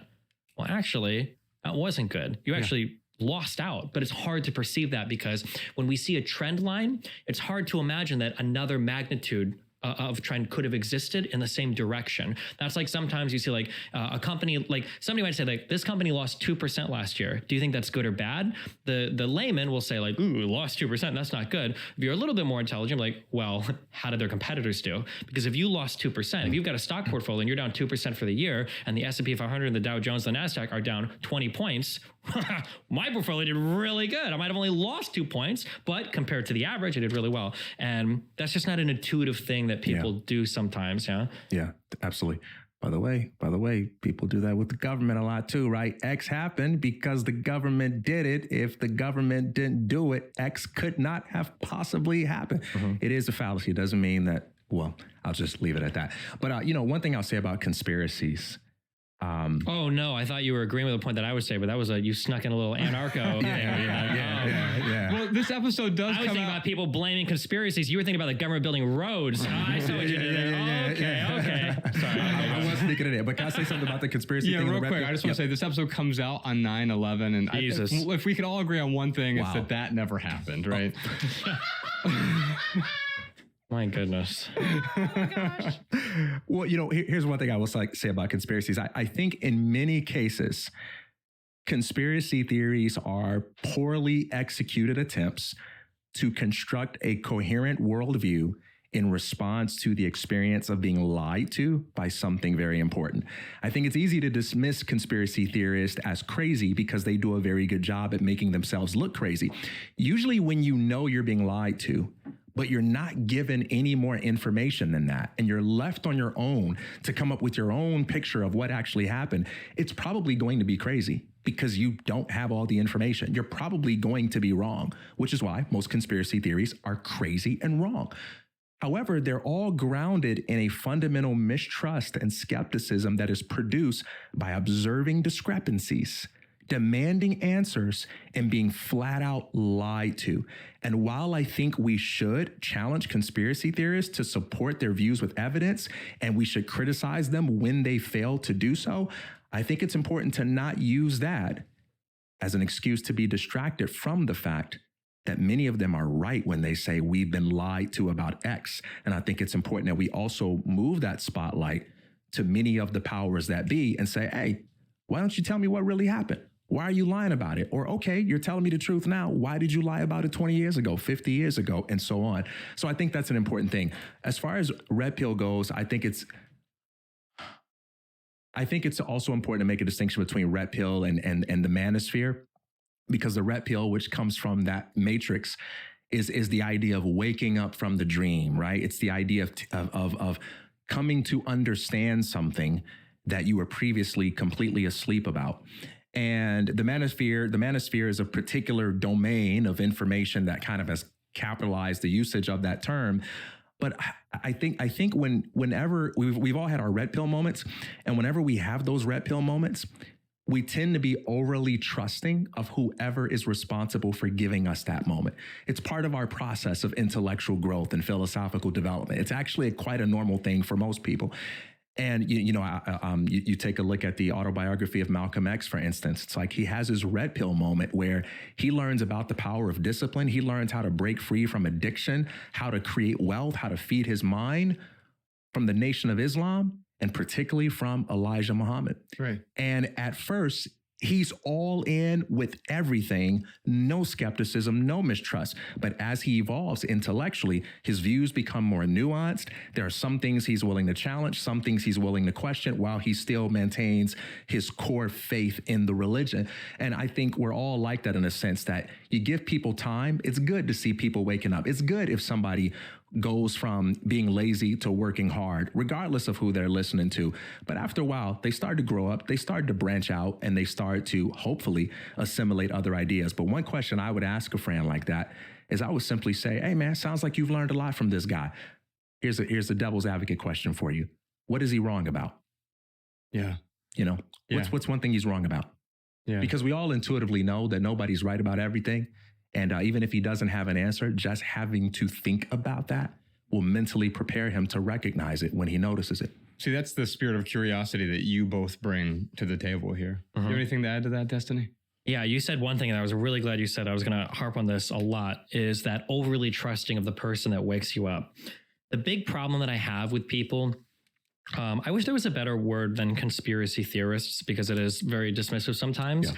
The one problem that I have is that, like, somebody will look at the government and the government will mess up. They will tell a lie. They will do something stupid. And what'll happen is people will instantaneously fall into this epistemic nihilism, where all of a sudden, like, I can't trust anybody. If you told me one lie, I can't trust anybody, which on its face is actually a really irrational way to approach lying, right? If a guy's on the ground and he's starting to pass out and somebody's like, oh God, like what's going on? And the guy's like, I'm having a diabetic shock, I need insulin. And somebody's like, hold on, he cheated on his girlfriend, he's a liar. Right. I don't think he's actually having diabetic shock right now because he lied before. You look and you go, well, hold on. Yeah. Just because he lied about this, these aren't related at all, right? Yeah. Right, but if he has a pattern of lying, you might be more skeptical at that moment. If you like, this guy's actually lied 13 times to me today. If he has a pattern of lying about those particular things, right? Yeah. Though I will say one interesting illusion, what would be the word? A pattern issue that we have is when things run well, you actually don't notice it at all. And when something fucks up, you immediately notice it. Absolutely. So it's very easy to be critical of the government in a lot of situations, but the government also does a lot of things that are working really well. You just don't really notice it a lot. Like you don't care that every house in the United States, roughly speaking, has like clean drinking water. Don't make a Flint, Michigan joke. Well, that's utterly untrue. But Well, what do you mean? Have you been to EWG.org? I'm sorry, I forgot I'm in California. You guys don't believe in tap water here and all that wacky shit. I had a friend in California. Every time I was there, I would drink the tap water just to prove to him that I wasn't going to get sick and die. But my bad. I shouldn't have used that example. Okay, but regardless of that. You don't get cancer in the afternoon from drinking tap water in the morning. That's not really how it works. But there are so many cancer causing. I mean, this is not woo-woo nonsense. It's just true that there's a lot of junk. And you can go anywhere in America. And it's not just in California. The worst example. Yeah, no. Right, but maybe it's the best example too, right? Yeah. Like it's okay to be, quite often we don't know about what's contaminating us, including this red pill ideology. Sure. Tap water seems relatively clean and I shower in it, but guess what? This is not tap water. I'm not drinking tap water because of the ridiculous stuff that is in the system that potentially has long-term micro negative consequences that add up over time. Okay, true. So instead of water, take anything else. Roughly speaking, the government keeps most things running like pretty well. We have a pretty complicated society and things seem to work pretty well. But if something goes wrong, or you can apply this to anything, if your parents are doing a good job and something goes wrong, your teacher's doing a good job and something goes wrong, you notice the wrong things very quickly. So you can very quickly build up this idea that like everything must be a lie, everything must be horrible. Which if you want to say that, that's I guess fine. But then my issue is these people will immediately be like, I don't trust Fauci to tell me anything about vaccines, but I trust everything Tim Pool, Joe Rogan, and Alex Jones have to say about vaccines. It's like, why? If you want to tell me you just don't trust anybody, I guess, okay, but why would you trust these people?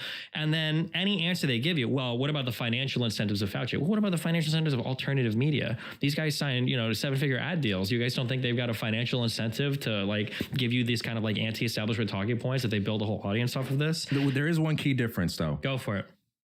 One key difference is that Joe Rogan's strong. Absolutely based. Joe Rogan can beat all of us up. Beat up your establishment shill, okay? When Biden wants to jump in the ring with Rogan, then tell me. That's so good. Yeah, okay. That's so good. And maybe this, well, maybe you would disagree with me here, but I think one of the differences between private entities and government is that when private entities screw up, the consequences are different than when government screws up. If I try to run a business and I don't generate a profit and take care of my customers, I get to go out of business. The market punishes me swiftly, unless I'm rich enough to get the government to bail me out. Government, however, doesn't quite work like that. They can keep taking money from people that aren't even their customers and financing whatever they want to finance. For a lot of the people, and I agree, we shouldn't be selectively skeptical, but a lot of the people that might be equally wrong are also people that are willing to come on public platforms and be debated. And that's an important thing. Sometimes there's a kind of priestly class elitist attitude amongst those who anoint themselves to be the experts that we all must listen to, who say, this is what I think. You don't have the status to argue with me. You do not deserve to question my ideas. Do what I say, period. And if you question what I say, then you get to be labeled anti-scientific, which is an anti-scientific way of thinking by definition. And so I think people tend to trust you more when you say, look, I'm so confident in my expertise and in the rightness of my position that I will have a debate. Maybe it won't be with you, but I'll debate somebody, because how else will you know how substantiated these ideas are unless I let you get to look at these ideas and see how they perform in the light of scrutiny? And many of these people, I think Fauci might be an example of that, don't seem to be willing to do that.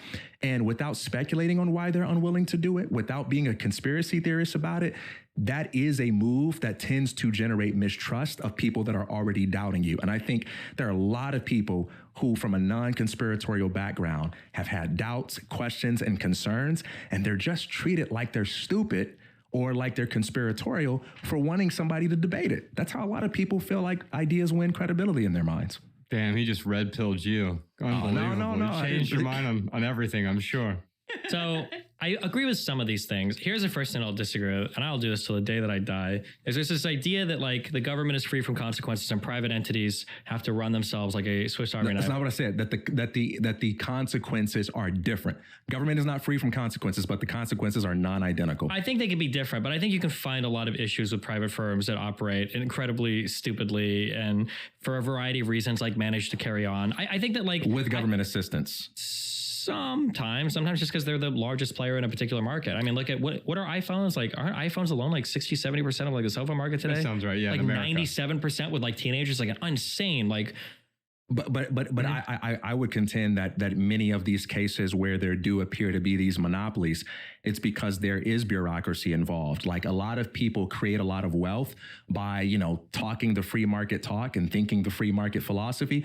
But once they have enough wealth to build out a bureaucratic team that gets them in bed with governments and creates artificial disadvantages for their competitors and so on, it becomes a lot harder to wipe them out, hold them accountable. And I think that's what we see in a lot of cases. But yeah, but for a lot of cases, like, I mean, there are monopolies that can exist, right?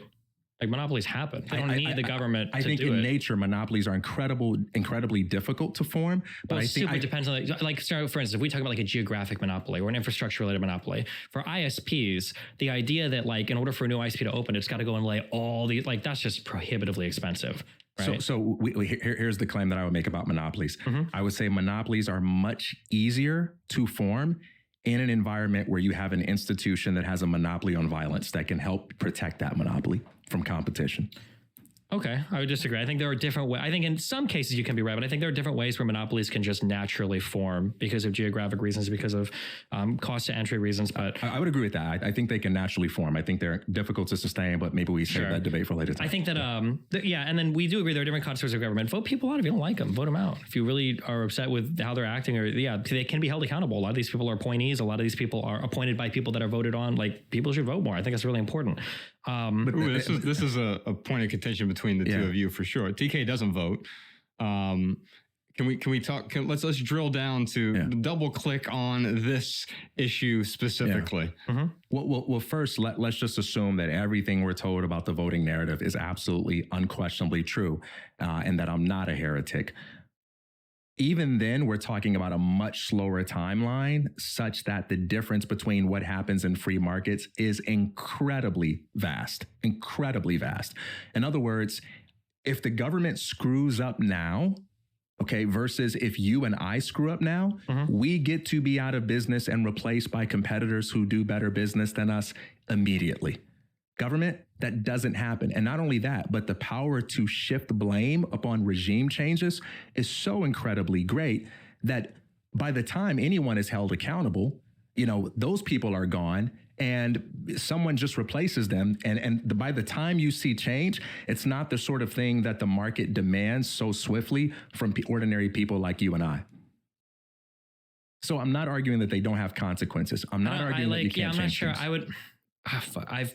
for a debate like this, I would need specific examples. This would be the general point I would make. And then if I would find specific examples to support this one, because I know they must have happened. So in some ways I agree, but in other ways I might disagree. A private firm in some ways could weather way more negative PR, way more negative public backlash just because of the fact that it might have a private financer. It might be the case that if I have a passion project that I feel really strongly about, I think that all children going to school should have like the brightest flashing neon shoes. I could run that at a lack of profit for 20 years if I had the money to throw into it because it's my passion project. I don't care what anybody thinks about it.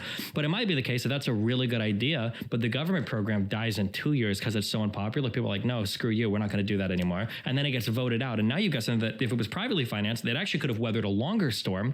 But now because it was subject to public opinion, it's dead almost immediately. One quick thing, and I'd love to hear what you hear about this. Love to hear what you think about this. But like from a market perspective, I love that. I love the fact that you are spending all of your money doing something that no one likes, so much so that according to your example, you can't make a profit because no one's buying into it. So what's happening? Transfer of wealth. You're spending all of your money on something that you and you alone love.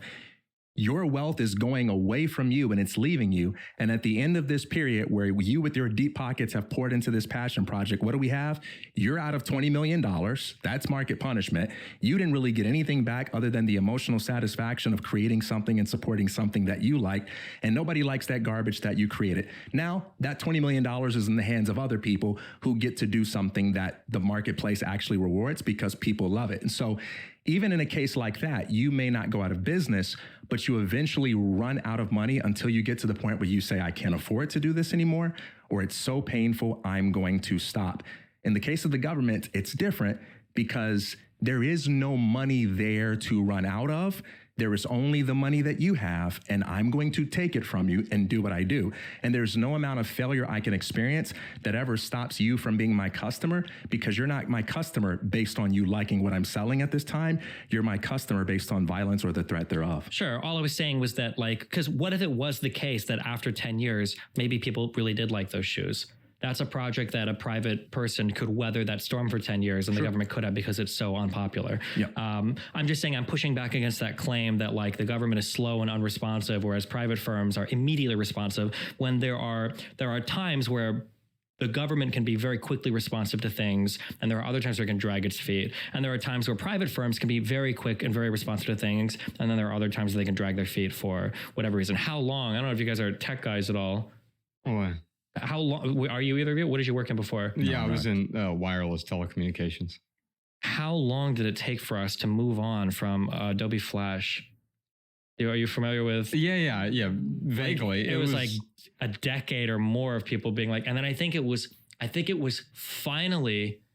Steve Jobs who put an announcement. I think it was Apple that finally said on Safari, we are not supporting Flash anymore. And people got mad. And it takes someone to be a martyr like that. Basically. Yeah. But the iPhone also martyred themselves over the headphone jack. Right. Remember when they did that, and every other company, I think it was either Pixel or Samsung, actually marketed the next phone as, we still have the headphone jack. They didn't on their next phone though, right? Right. But that's an example where, or look at, should social media be charging subscription fees? No, what a horribly stupid idea. And then Elon does it, listen, I hate Elon, so if I'm giving him credit, okay, Elon does something, we're going to start charging for APIs and we're going to start charging subscriptions. Everybody lambasted him. And now Facebook does it. Yeah. Right. And now Reddit had their huge API change. Right. So, and these are things that probably happen before, but I'm just saying there are times where private firms aren't always acting in these like hyper competitive individuals mindsets. Sometimes they're subject to the same silly whims and notions of like the public as well. So, and that's not my position. I would say they're always subject to these silly things. I don't think people in the private market are any smarter than anyone else. I don't think they're always making intelligent decisions. They are just governed by a different set of incentives. And by the way, I don't know if it's stupid to charge subscription fees for social media. What I do know is that anytime you create change or anytime you add a change that people aren't accustomed to, people get irritated, people get mad. But we'll see. It may turn out in 10 years, we'll all think it's brilliant. It may turn out in 10 years, we'll say our intuition was right, that it's stupid, because it's a process of discovery. We don't always know if we're right at the beginning. Sometimes we find out that we're right. Sometimes we found out that we're wrong. What do you think about when it comes to like the union of private and public stuff? So if you look at like SpaceX or Tesla, do you think that's like bad because the government heavily incentivized it? Or do you think it's good because a private investor made like groundbreaking advancements in these areas? Because I look at, and again, to be clear, I don't want anybody to get the wrong idea. I hate Elon Musk, okay? But I think that SpaceX and Tesla are two of the coolest things the United States has contributed to the world in the past 10 or 20 years. Having the rocket land again is really cool. And actually making real advancements into electronic cars is really cool. And I'll give Elon credit for both of those things. He pushed really hard privately. But I don't think it could have happened without the massive government subsidiaries for buying electric cars and the contracts that they awarded to SpaceX. So how do you view that in your anarcho-capitalist mind? Yeah, I'm pretty consistent with what I believe, and I actually believe what I believe. And when someone like Elon Musk comes along and does something cool, I don't go, oh, I changed my beliefs because this guy is cool. And I'm not even saying that he's cool. I think Elon Musk You hate America and our rockets. Just say it. Just say you hate them. Say you want us to send all of our astronauts of the ISS on Chinese rockets. That's what you want. Here's what I'll say. I'll be a little more direct, because I don't want to sound like, I probably sound like I'm saying, no, my beliefs are my beliefs. And that's not what I mean. You're good. I'm just Yeah. What I mean is that when Elon Musk chooses to go the way of government subsidy to make things happen, I can say, I think what he made happen is really cool. In the same way, you can put a gun to my head, take my wallet, and go invest it in something and make a lot of money. And I have the ability to make a distinction between the anger I feel at what you did to me and the absolute brilliance that you displayed by taking that money and investing it in really cool ways. Those are two different things. And so what Elon Musk has done with a lot of that is absolutely brilliant and genius. Do I agree with the subsidized component of it? No. And I would caution against committing the fallacy of saying that because he did it this way, that is the only way it could have been done. Okay. Yeah, I think that's fair. The analogy that immediately came to mind is like if TK went and robbed a bank and then used that money to cure children's cancer. And I think most of us would say he deserves a pardon, but it's not like he did something that we would all applaud. I mean, we'd applaud one thing, but the other, we're saying here the means justify the ends justify the means here, right? And ultimately, I don't know whether or not that is true. I think I'm somewhere between the two of you where for me, it makes a whole lot of sense. The SpaceX thing is not interesting to me at all, and that's okay. I'm not saying that it's intrinsically interesting. It doesn't fascinate me, right? By the way, not everybody thinks that that's the best use of money, right? Think about the fact that you live in a country that's poured a whole lot of money in there. If you have a diverse set of friends, if you've got a diverse network like you referred to, you'll find out very quickly that there are a lot of people in this country who think, oh, there are a lot of problems this nation has that money could have gone to. And I'm not so sure I think that's the best approach. Yeah. Right? Yeah, I think that's fair. Speaking of money, let's transition over here to a question from Helen on Instagram. What's the ideal minimum wage for Americans? Oh, I just need a specific number, TK. And why do you hate frontline workers? I'm first. Yeah. Okay. So this is incredibly difficult, but I have to make a distinction between a moral philosophy, a social philosophy, and a political philosophy. A moral philosophy is your opinion about what is ethical versus what is unethical. A social philosophy is your opinion about how societies ought to function and what best leads to human flourishing. Political philosophy refers to your set of opinions about the role that legislative force ought to play in bringing about the implementation of your moral and social philosophy. It's possible for us to have identical moral and social philosophies, but completely different political philosophies about the best way to get there. One of the most interesting, underrated facts about minimum wage is that the minimum wage has racist origins. Although all of the rhetoric that is used to prop up and support minimum wage today is from well-meaning people who say, what I'm fighting for is for people that are poor, disadvantaged and unskilled to be able to make a living wage. That is the rhetoric today. The initial rhetoric that gave us minimum wage was about Black people entering the marketplace, outcompeting their white counterparts because of their lack of formal education and their willingness to work harder. They were undercutting, out-negotiating their white peers, and minimum wage laws were introduced in order to say, no one can pay below this amount. And what happens when you do that is you say, all right, you who are doing the paying, you now have to be more demanding about who you pay. And so one of the unintended consequences of minimum wage is that it has incentivized the people who do the paying to take shortcuts to avoid hiring the very types of people that minimum wage laws are designed to help. And so whether you believe in minimum wage or not, I encourage you to take a look at the history of it, because the history of it is very different from the contemporary rhetoric of it. Secondly, I agree with the same people who agree with minimum wage about wanting everybody to make as much money as they can. I hate poverty. I hate it when people are working 2 jobs and they're stressed out. They don't have time for their families. They're doing a bunch of things they hate. They're being underpaid. They're not being respected.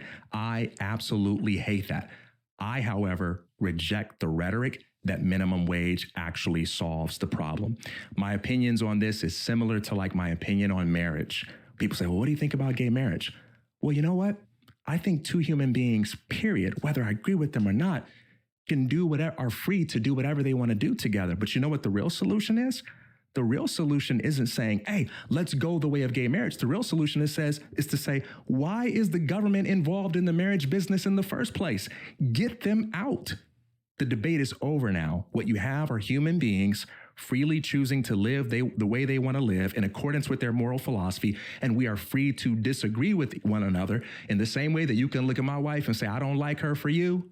I can look at whoever you're with and say, I don't like them for you. And we can all have our little arrogant opinions about who we think we ought to be living with. But the government is out of the marriage business. The solution to the problem is sometimes getting rid of the entity that is creating the problem in the first place. $25 an hour. No, I'm just kidding. Damn. So, the papers that I've seen on... what if they're gay married? Is it more or less? If they're gay married? Yeah. Are they lesbians or guys? Hey, maybe... So save that for the next question. I want you to have the chance to flesh out your view on whatever it is, but I love the opportunity to kind of to volley on this and push back, because if this opinion is the right one, I want to have it. I'm just convinced that it's only effective in the sense that it appeals to people's emotions. It makes everybody feel good. But unfortunately, I think what does so much damage to the poor is this market that exists for people who are privileged to do things that actually hurt the poor, but it makes them feel less guilty for their privilege. And I think that's what people are being sold. I think people are being sold rhetoric that doesn't actually deliver on the promise. So I love to kind of volley on this. Yeah, we're not going to volley much because I probably don't disagree that much on this. I'm just not I don't feel very strong about the minimum wage. Every paper that I've seen on minimum wage seems to show that minimum wages are good for small wage boosts as long as the minimum wage is set a little bit higher than what the market wage would normally be. It seems to be the case that if you're an employer, you can get away with paying a little bit less because of a variety of factors, because of monopsony power, things that prevent people from seeking other employment. And having a minimum wage there where somebody might be paying $8.50 an hour and saying, you got to pay that guy $10 an hour, might be okay. But with especially a lot of progressives talk about, especially the term living wage, when we start talking about setting wages at $15, $20, $25 an hour, I know in Seattle, they went back and forth with a few cities on this. I believe that the ultimate conclusion to that was what I think most economists in a theoretical world predicted, which is as minimum wages start to climb significantly above what the market would ordinarily set it at, firms are going to look to cut out lower skilled employees. And as a business guy and as a whatever, you're not going to pay somebody a ton of money that they're just not worth, as mean or as bad as that sounds. And so then you have to ask yourself at the end of the day, here's an employee that if I could pay this guy $12.50 an hour, I'd do it, but 15 or 20 an hour, I'm just going to cut that part of my business, or I'm going to automate it, or I'm going to hire one person and hope they're really good and work them twice as hard. But it just doesn't make the sense to pay that wage. So yeah. And that's not a hypothetical, by the way, that actually happens. What you just said, people tend to do. I know. That's why I got McDonald's and stuff. Yeah, that are now starting to, and everybody joking, I thought you were going to automate it, but they are. They're working on it. And it's going to happen. Yeah. And that is what will happen, because businesses are, you've got costs. Oftentimes labor is your biggest cost, and then you've got revenues. And if costs are starting to exceed certain revenues, you're not just it's not a charity, right? You're not going to pay out infinitely. Yeah, but devil's advocate here, and I didn't think I'd be the one playing the devil's advocate and you two agreeing on this, but it seems to me that those automations would have taken place either way. This is just accelerating it. The automation, I probably agree.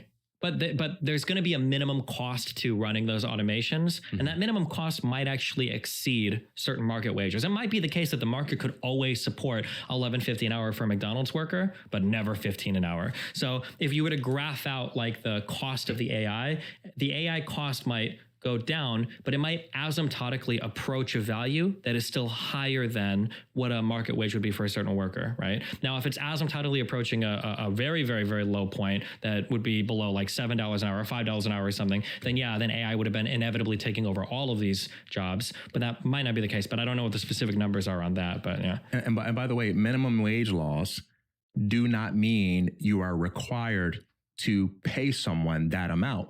What it means is if you hire someone or keep someone, you can't pay any lower than that, right? So you still have the option of saying, I'm outsourcing this, I'm eliminating this position, I'm increasing this person's workload, or I'm demanding more skills out of the workers who were previously only making $11 an hour, so much so that the very basis for the laws are now putting them at a disadvantage. Let me give like an example of what this could look like hypothetically with something that has nothing to do with people, because it might be easier for people to see the implications. Imagine Josh has a flat screen TV, color TV. It's got all the bells and whistles, Wi-Fi, everything, and he's selling it, and his price is, let's say, $100. And you have this rinky-dinky, old-school 1980 television set with the antenna sticking out. It's black and white, and I got to turn the knob. And you're selling yours. You can't afford to sell it for $100 because you wouldn't be able to compete with the likes of him. But let's say you're selling it for $30. And I come along and I want to buy a TV. And even though yours is only $30, his is just much better than yours. And I get ready to pay him for his TV. And you say, hold on, man, hold on. I got to be able to move this TV. I got to be able to feed my family, whatever. I'll drop the price to $10. And I go, okay, his TV is way better than yours, but $10? Man, that's a deal. And then I say, how about $5? And you go, okay, I'm willing to do it. And right as we get ready to make our transaction, a cop comes along and says, hey, no, I'm not going to let you do that. That's unfair to Destiny. That's not right. This guy can't live on $5. From now on, no one is allowed to buy a TV from anyone for less than $100. Now, what he's just done is he's not only required me to pay at least $100 for any TV that I bought, but he's also made it illegal for you to sell your TV for anything less than $100. Who am I going to buy a TV from? We don't even have to think about this. I'm not buying your TV for $100 when I can pay the same amount and get his TV for $100.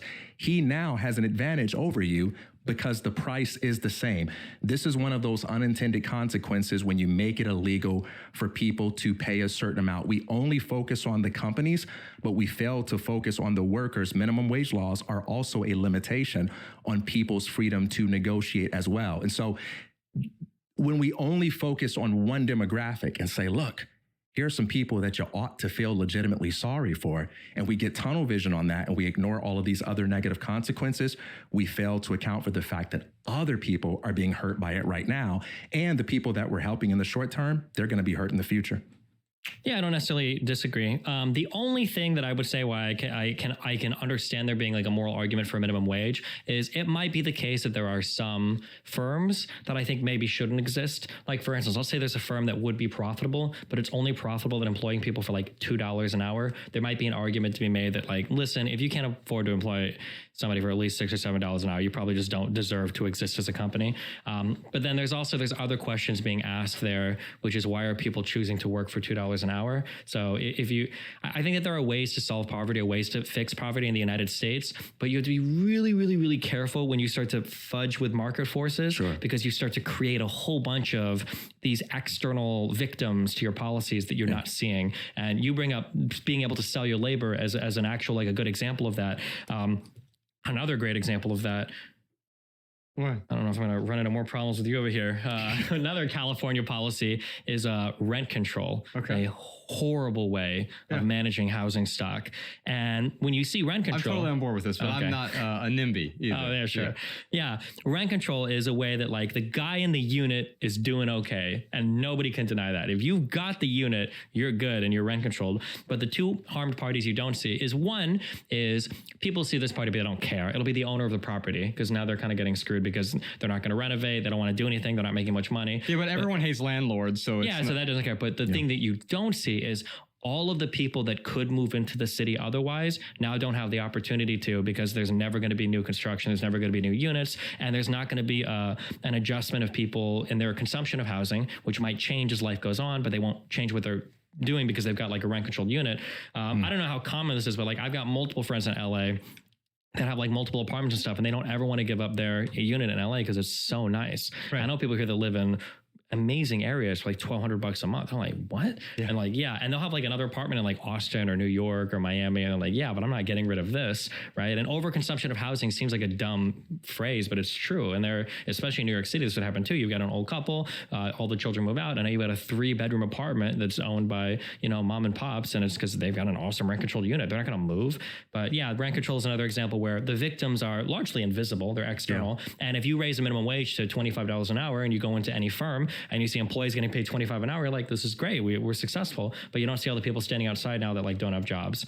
And you know, it's also interesting too, that like a lot of the larger corporations, people love to hate their Walmarts. And while I understand it, when you're driven primarily by a hatred for the rich, it also makes it easy to exploit you, because then you can use, hey, let's get the rich, to smuggle in a whole bunch of policies that the rich can afford to sustain that actually hurt the little guy that you want to help. And so this will be another example of the minimum wage laws. You know who can afford it? Walmart can afford it.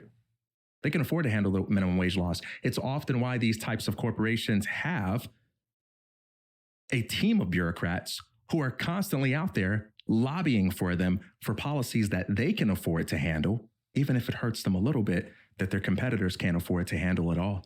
Big pivot here. Ryan from Patreon has a question for us. What are the positive and negative effects of video games on adults and children? Is there such a thing as a healthy amount of gaming? Destiny, I don't know if you're the right or the wrong person to ask about this with respect to a healthy amount of gaming. Now, you are a gamer. You make a lot of your income associated with at least a component. I used to be a professional gamer. That was my early streaming days. Yeah. Right. And so at least even now your income is associated with gaming, right? But if we set aside the financial aspects of it, it seems to me, and you've even changed my mind a bit about this, that there is a cognitive benefit to gaming.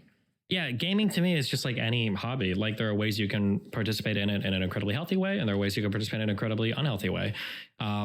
If gaming is something that you enjoy, and if it's not taking away from your ability to clean yourself, maintain a job, maintain healthy relationships, maintain a stable schedule, and it's something that's really fun for you, and it's like a craft you own, I think it's fine. I think it's great. I think you should play games. It's fun.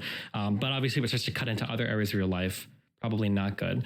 And then depending on the types of games you play, not to get super elitist, but there are types of games you play where you can pick up really valuable life skills, especially in social types of games, that could theoretically help you in other parts of your life. What do you mean by that? Mal is a gamer here, but I was very excited about this question. What games do you play? So I mostly play fantasy RPGs, but I also enjoy puzzle games, games that play with the butterfly effect, where you can explore different decisions and how they affect it. Most of the games that I play are very story integrated, rather than like an open sandbox like Minecraft. That's just not very compelling to me, and the visuals usually hurt my eyes. Gotcha. There were two games that I played. One was called Rust.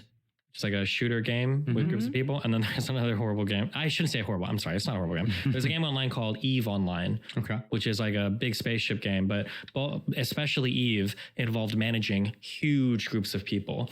And I learned so many things playing EVE that I carried over into my real life business experience that were so important. Such as? Oh, man. Because that's a strategy-based game, right? I don't want to say autism simulator because it sounds like a bad thing. It's just, it's so much. It's like the kind of thing where like if somebody saw you go home and play, they'd be like, why you have like a second job? Because it's like managing like groups of people, managing trade, managing numbers, managing spreadsheets, managing finances. Project management. Yeah, it is. It truly is. It truly is. Well, I could do hours on this, but so for a couple quick things. Here's one. If we wanted to do a new ship doctrine to go and build ships a different way to go fight people and blow people up, something that's really fun is get a bunch of people on board with an idea, start designing, and then head down the road in that process. And after a couple times, we've run into these really stupid bumps to where it's like, shoot, we should have figured this out. We should have countered this. One thing I learned, and the advice of another person, was anytime we're going in a direction of a new project, it was essential to nominate one person to just be the asshole that said it's not going to work because of this or this or this or that. For one or two, we stepped away from it entirely because that guy brought up really good points. But for the rest, the points that he brought up would strengthen the overall vision of the project that we had, that we really wanted to put, long range missiles or whatever on our ships. And you say, listen, you're going to get destroyed by this. If you're going to do it, you need something. And it's like, okay, yeah, you're right. Sure. So if you have a really good idea, advocating somebody to work in opposition to that idea to kind of keep you honest, I think is really important for project management, for feature creep and scope of project, whatever on like software. Yeah, that's really important.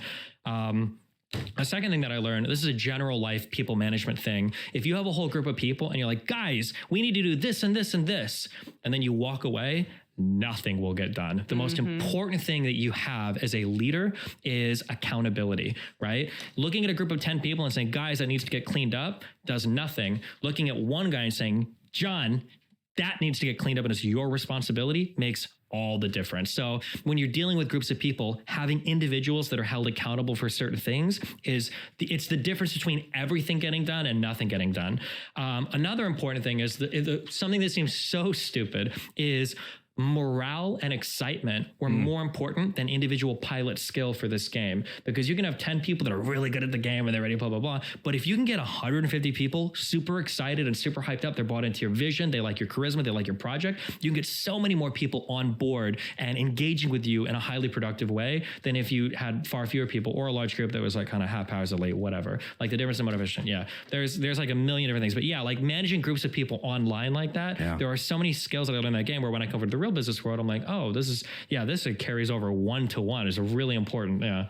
I believe that. And yet still, whenever I see even you playing a game while you're talking to someone else, I'm endlessly fascinated because I don't have that ability to multitask that way. And, but when I see you doing it, it also feels like you're doing some sort of separate job. Like I have only so many hours in a day, and I'd rather spend that 2 hours personally doing something else that feels productive to me. And this isn't a judgment about the person playing the game. The reason I don't find it compelling is because I don't have infinite time. And if I had infinite time, I think I'd probably find the games more compelling. If you can do that, then amen to you. Because I constantly in my day wonder, like, am I playing too many games? Am I staying in bed too much? Or I masturbate too much? Whatever stupid thoughts pop into my head. I'm like, I could be spending every single second optimizing for my life. I can't do that. Or maybe I should more, but like, yeah, it's just a matter of balancing out. Like if you're playing 7 hours of games a day, you can probably take 1 hour and go outside or go to the gym or work on a project or build a hobby or whatever. You can probably do a little bit more. But if you're playing for like 30 minutes to maybe an hour every night or whatever, it's probably okay. But I think it's okay. I guess where I have an issue with myself here is I'm always asking that question, is this the best use of this time? Yeah. And never is the answer yes to video games. And sometimes it could be to watching a movie or to doing something that would be considered by society a lazy task. I'm curious, why watching a movie over playing a video game? I don't know. I simply don't find it it feels like I'm doing work and there's some sort of interactive piece to the movie piece is much more passive. Just a hater. Yeah. But that's the difference between that is active versus passive entertainment. Some people like to have their brain engaged in a different way. Some people want to be able to take a step back, right? Yeah. And I do think you find there are programmers that'll work for a big company and they hate coding at this place and it's the worst thing ever. But then when they go home, they've got their passion project that they manage and they'll go home and they'll code for another 8 hours every night because they super love it. But that's right. I guess it just depends on your engagement with everything. Yeah. And by the way, great comparison to make, watching TV versus playing a video game. I'm not trying to hate and ruffle any feathers, but if you're a parent and you watch TV for 6 hours a day and you're worried about your child playing a video game for the same amount of time, well, what they're doing might require more critical thinking skills than what you're doing. I understand the concerns. Yeah. That doesn't cover everything, but it's worth taking a look at. But I think part of the problem here is not the game, but the screen time. Because I believe if these children were playing chess or checkers, things along those lines, there wouldn't be as much of a concern. And I do think there is a basis for limiting the amount of screen time just because of what it tends to do to us dispositionally. So I think that's worth considering. Yeah. I agree with the TV thing. I grew up in that era where parents would literally say to kids, you're spending way too much time on the computer. Get off the computer, go watch TV. Really, Mom? And now they're effectively all the same thing. Yeah. And I think it gets back to the point that I was making earlier. I actually think I would probably benefit more from playing certain games than passively watching TV. The question is, like, what is compelling to you at the end of the day? Yeah. Question here from Jeannie on Patreon. I'd love to hear your thoughts on transgender children. My daughter has been very girly and boy crazy all her life. At 11, she stated that she was non-binary and later identified as trans. She now lives as a boy with her father, who affirms her new identity. We used to have shared custody, but now she's completely cut me out because I won't pretend she's something she's not. Is this ideology ripping families apart? I mean, certainly ripping families apart. Let's couple this question with Tiffany's question because they're certainly intertwined. What are your thoughts on transgender women competing in cisgender women's sports? Okay, so two different things here for sure. These are both trans questions, so we can even broaden it to LGBTQ issues. But let's start with Jeannie's question. Her daughter, who has, as she said, been very girly and boy crazy all of her life, all 10 or 11 years. At age 11, she discovered that she was non-binary, and then beyond that, she now identifies as trans. And specifically the mother here, Jeannie, and I sympathize with you because it's got to be difficult when you have one worldview and you want your daughter to be a particular way, and now they are not your daughter. It's your son, and you're being told to use language that might be totally jarring to you. So what Jeannie is saying, though, is like, hey, her father affirms her identity. I don't feel compelled to do that. What are your insights for Jeannie? Something that's happened recently over the past couple of years, a few years, I guess, actually, that I don't like, but it's very challenging, is a lot of the trans stuff has become less about sexual, less about like gender identity and gender expression, and it's shifted a lot into kind of like an aesthetic. And I think that that's really damaged our ability to understand a lot of the conversations. Like, if you're gay, it means that you're a guy that wants to have sex with and be in relationships with other guys. If you're a lesbian, you're a girl that wants to have sex with and be in relationships with other girls. It's kind of hard to have like, there is like a gay aesthetic, but like those are like gay people. And you don't really have straight people like being like, I'm gay, because it implied like some pretty concrete, resolute things about like the style of relationship and your sexual orientation. I feel like with the trans stuff, I feel like it's gotten so much. I need to stop fighting these people. But I just talked with somebody for a little bit yesterday on Twitter who was like, yeah, I know cis women. So cis meaning cisgender, meaning we would just say, a lot of people say like a normal woman, born as a woman, right? I know a cis woman who identifies as a trans woman. I'm like, what are we even saying now? And she's like, well, it's like, because, and it's like, you run into stuff like this to where a lot of the trans stuff has gotten wrapped up in aesthetics. And then you've gotten to the idea that like kids like aesthetics. I mean, they're kids, they're looking for their identities, they're searching for themselves. They always do wacky, crazy things. But the difference now is that whereas before, I could look at somebody like, okay, you're goth, you're emo. Okay, you're, saying you're suicidal because your girlfriend broke up with you and you're 14 years old, whatever, you'll grow out of it. Okay, this is a phase, you're fine. But now with the trans stuff, it's a lot different because one, I can't say it's a phase because that's transphobic. And two, it implies potentially medical or other sorts of augmentations being made that make things a lot scarier and more permanent to deal with. And it's starting to fundamentally undercut a lot of our ontological views of like what are men and women, right?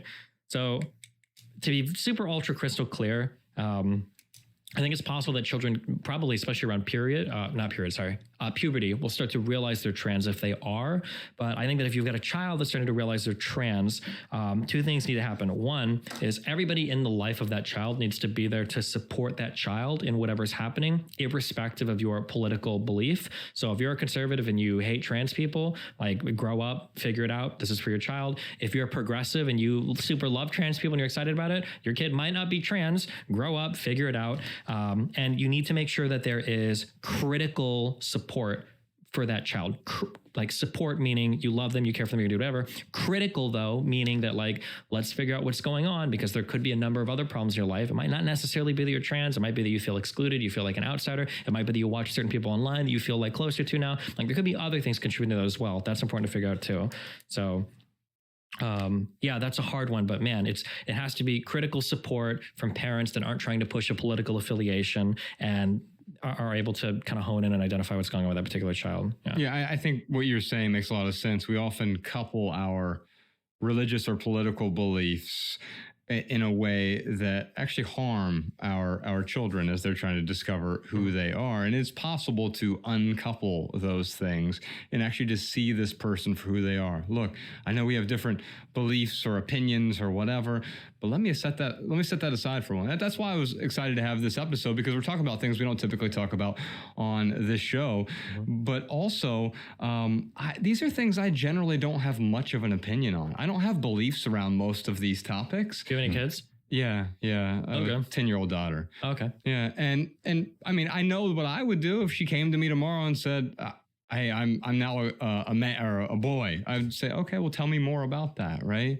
As opposed to saying, no, you're not.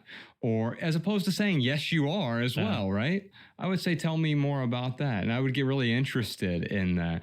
But until that happens, I don't have a belief around all of these that I feel so fervent that I must debate these topics. I've set down most of our beliefs are just belief clutter in our lives. We pick them up so we can identify with a group. We pick them up so it says something about my identity and who I am as an individual.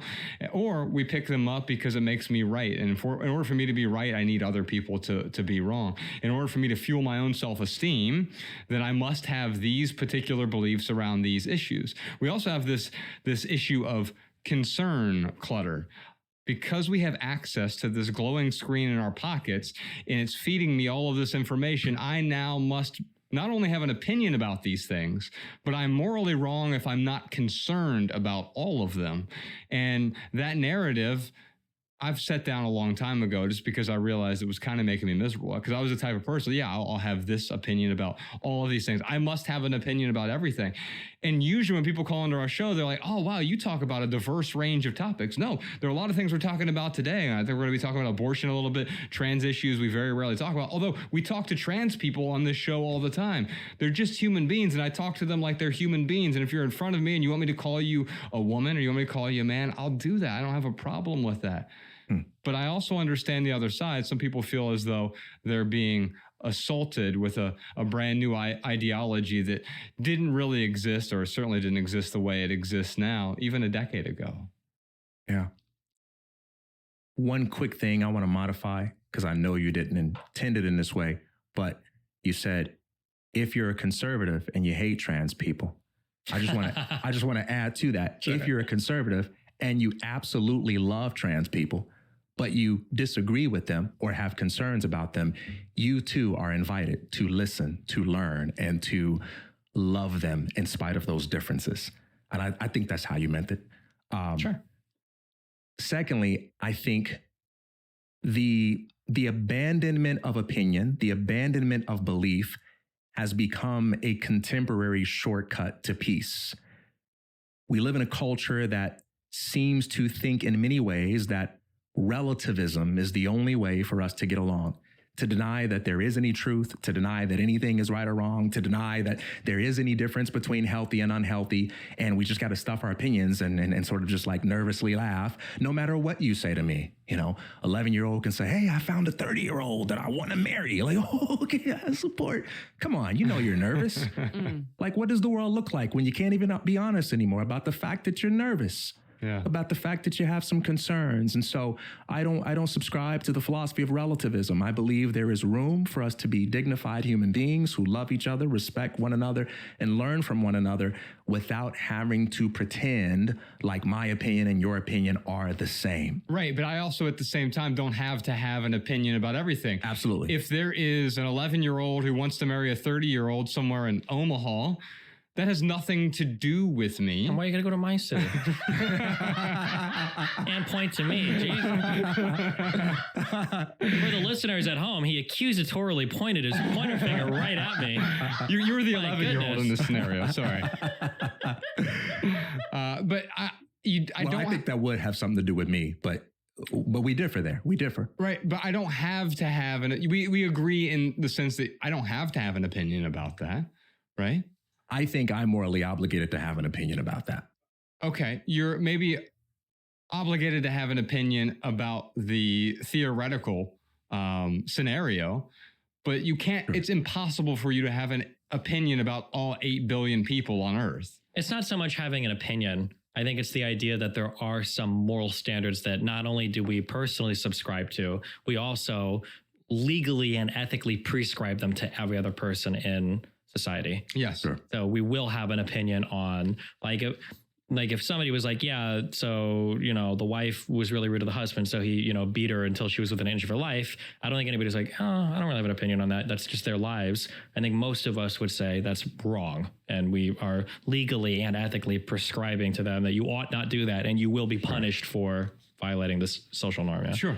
Yeah. but I want to say something to Jeannie, because I know if we have more space for this, I'm happy to discuss this for another 30 minutes. But I know we got other things we want to discuss. So I do want to say this to Jeannie, because I think this cuts more to the heart of the issue. And I think it's very important when people have debates about these sorts of things that they ask themselves at the outset, what are we after? What is this debate for? Like what are we trying to get to by discussing this issue? Because I think a lot of people just jump into disagreements without asking themselves, what is the goal of the discussion?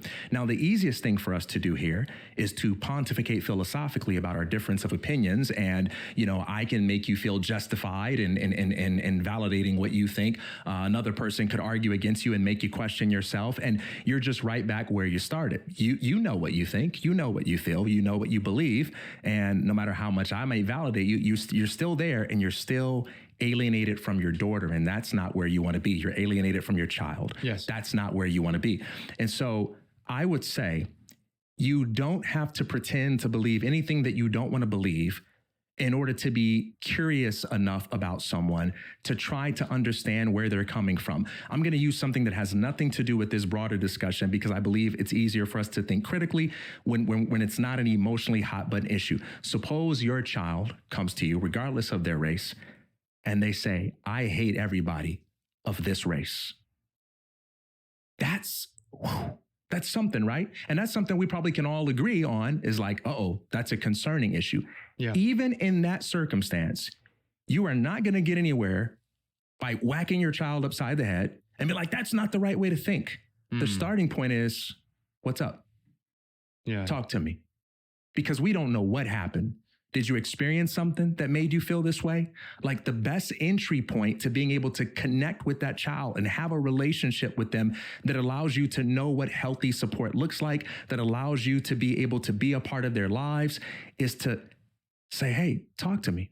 What do you think about that? No matter what it is. Sometimes our children are going to be drawn to things that are in a nebulous category where we don't have easy answers. Sometimes they'll be drawn to things that they have the right to be drawn to. Sometimes all of us, no matter what the topic is, our children will be drawn to things that are legit concerning. In every case, the starting point is curiosity and connection. You are better off being a part of your child's life. Your child is better off being a part of your life, and you don't have to lie to them in order to love them. Sometimes we tend to think that by listening to a person who has a different view than ours, we are misrepresenting the belief that we have. But when Professor Sean and I hang out and he says something, I don't go, hey, Sean, I don't approve of atheism, right? Hey, you do know that I'm a theist, right? He only needs to be told that one freaking time, and he knows. Now we can just have a conversation about life, and I can listen without needing to throw up a flag that says, just in case it looks like it, by how awesome I think your ideas are, I'm not an atheist and I don't approve of atheism. And sometimes this fear that we're not properly representing the church, we're not properly representing our faith or our morality, it makes us feel like we can't just be quiet for a while and hear another person tell us where they're coming from without flagging and letting them know they disagree. In most cases, once you've told a person what you think about something, they no longer suffer from an information problem about what you think. They suffer from a connection problem with you. I think be curious and look for an opportunity to connect, and silence can take you so many places. A few questions, ask none judgmentally. You don't have to agree. You don't have to believe the same things in order to say, I love you enough to try to learn from you and see where you're coming from. I think what we were talking about here a moment ago, and that's beautiful, TK, but we were talking about tribalism, right? And I think one of the problems here, when we have these sort of adversarial or disgusted reactions to anything, where it is, we don't even take time to get curious about it. It's because we've picked up an ideology from a tribe, and I don't even know why I have that belief system. And that's what I was talking about earlier with respect to belief clutter. Yeah, I have certain beliefs, and I wouldn't call myself a moral relativist, although I'm probably pretty close. If it weren't for truly evil things that happened in the world, like, yes, a child being abused repeatedly, especially sexually, like, to me is just fundamentally evil. And how can I say, well, in some world, that's not immoral? I've looked for arguments to say, well, yeah, maybe somehow that is not immoral, but to me, it just seems purely evil. The problem is when we moralize everything then in response to that. Well, am I supposed to do you want me to argue against the child being abused? I agree. There's definitely being a parent should be one of the biggest exercises in externalizing some of your views of the world and trying to do things that might be uncomfortable for the benefit of your child. I think based on things I've read online, I haven't gone to a college or anything yet, but I feel like I'm a pretty ADHD heavy person based on now a lot of research I've done because my son was having issues relating to ADHD in school. And the question came up very early on of whether or not to get medication for him.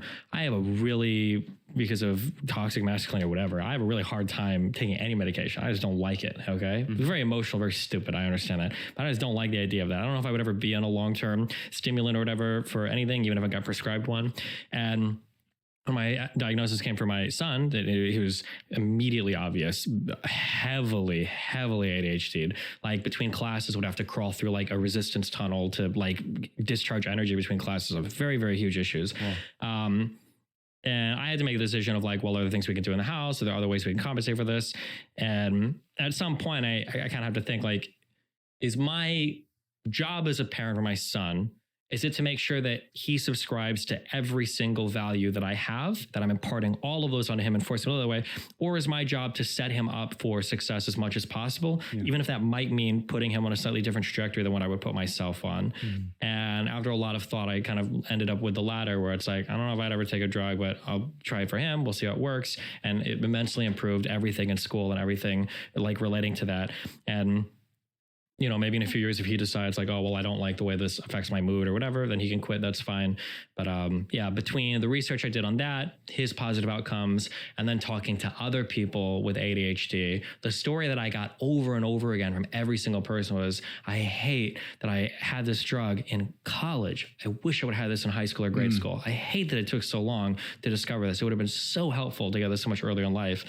And then I'm just thinking like, say my son makes it to high school and now he's, you know, screwed up all his classes and you already have all the difficulties of adolescence and growing up, and he's in a split parent household because me and the mom are together. Like, do I want to throw one more thing on his plate? And he's like, Dad, why couldn't I just have, you know, some, I don't even know what the name, it's not Vyvanse, it's something different. It's not like, why couldn't I just have this thing to help me? And I'm like, well, Nathan, your dad doesn't like drugs, so, you know, deal with it. I mean, I would have felt like an asshole. Like, what am I doing? That's not my job, is to impart every single thing I believe and force him to live my lifestyle. It's to set him up for success as much as possible, even if I might be doing things that maybe I wouldn't necessarily do for myself. Yeah. Can we spend a minute or two on, it's related to this question from Tiffany, women's sports and trans athletes in women's sports. Yeah, they shouldn't be there.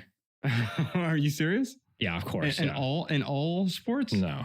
Okay, let's talk about it. We have gender divisions in sports because we're trying to we're trying to By the way, I wasn't expecting that answer from Destiny. Oh, well, I mean, like, yeah, we're saying that like women should have a protective category because of different things related to female biology. And so they get to compete there. And as soon as you start putting trans women in that category, you kind of break open the whole point of that category existing in the first place. What's the steel man argument to allow trans women into women's sports, though? The steel man argument is if trans women are going to achieve equal social status as cis women in society, they need access to all of the areas more or less that cis women have access to, one of those being athletics. And if we don't allow them access to that, a biological male turned trans woman that begins taking hormones is never going to be competitive in the biological male category. So by saying trans women can't compete with cis women and can only compete with cis men, you're essentially barring them from all sports. Right. Everybody ought to be able to do what he said, because you essentially said, what's the best argument against your position? And he gave it better than most people who actually disagree with him. I do that with every argument. Yeah, it's very frustrating to talk to somebody that there's a lot of debaters where I'll ask them a question and I call these like the level 0 objections, and they like haven't thought of it at all. And I'm like, you argue this all the time. You even think like somebody be like, I think that abortion should always be illegal in every case. Like, what if an 11-year-old gets raped? Oh man. Well, that's a really hard one. It's like, why wouldn't this be like the first thing you would think about? But no, I agree. Being able to argue both sides is really important. Yeah. It's very frustrating when nobody's even thought of the other side. There's I'm sorry, go ahead. Well, so we actually have a question on abortion here. So let's dive into that. It's from Anita on Facebook. In regards to abortion, death penalties, and end-of-life decisions, why are we as a global society still debating when life begins and ends?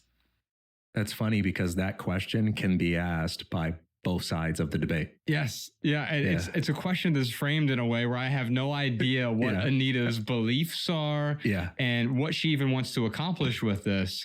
And I think it's a perfect question for a discussion like this, even though it's essentially, it's one question, but it's three questions: abortion, death penalties, end of life decisions. I assume we're talking about euthanasia here, and one's own autonomy to be able to end one's own life or the life of a family member who is giving you permission to do so.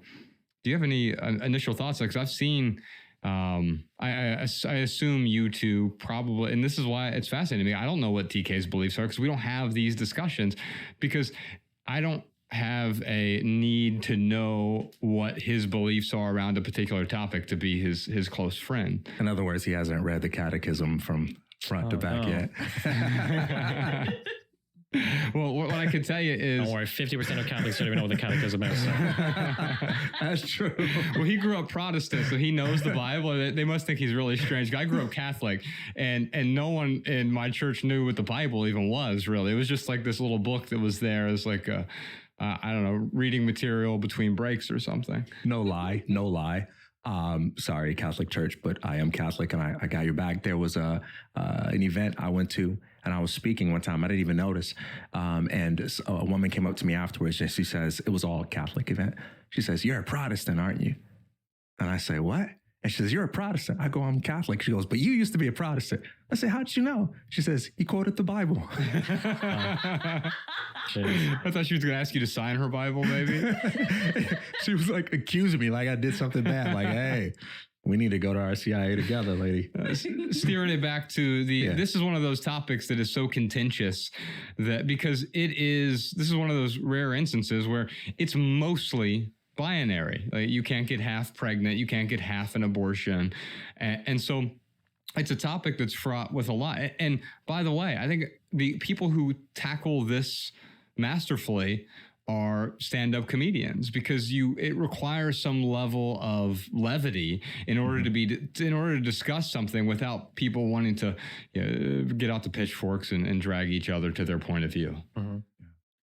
I mean, comedians have an easier time because they're just poking fun at things, right? It's pretty easy when you don't have to give a concrete, resolute answer and have people follow behind. But I think that something that people have a really hard time understanding is we argue about trans issues a lot. People say that like gender is a social construct, right? Which is true. Mm-hmm. But there's two huge issues with this. One is just because something is socially constructed doesn't mean there's an underlying fact of the matter.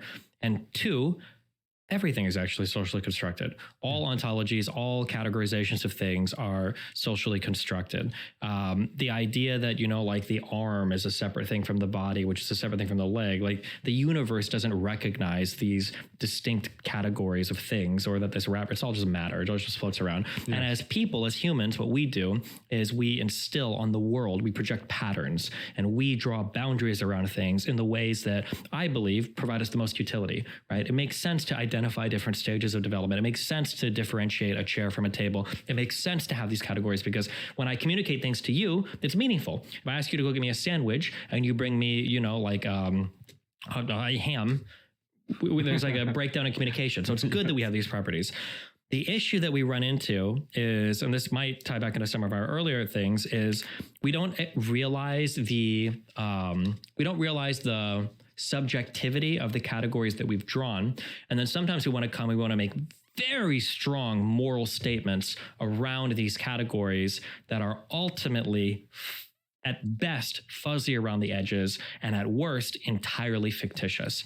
So one example of this is the abortion debate. For 99% of our lives, we don't really have to ask what is a life? I can just look at you and we can see, you know, assuming you're not a Trump voter, you probably, I'm just kidding. No, I'm so sorry. I'm not politically partisan. I'm sorry. For most people, we can see that the way you act, the way that you function is like, obviously is a living person, right? The only time this question becomes really vital is right at the very beginning, and then right at the very end, or during times of great accident, right? Somebody head is decapitated or a huge coma or something like that, right?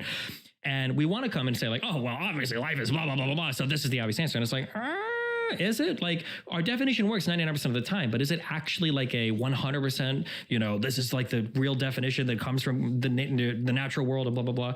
I'm not fully convinced that it does. Another really great example of this is like, you know, what should the age of consent be? 18 years old, obviously. Like, should it be? There's probably some 16-year-olds that know what they're doing. There's a lot of 25-year-olds that absolutely don't know what they're doing, right? Yeah. So that's like another area where like, oh, well, obviously, biologically, developmentally, we know that 18 is right. It's like, not at all. That's an entirely arbitrary boundary that we've drawn.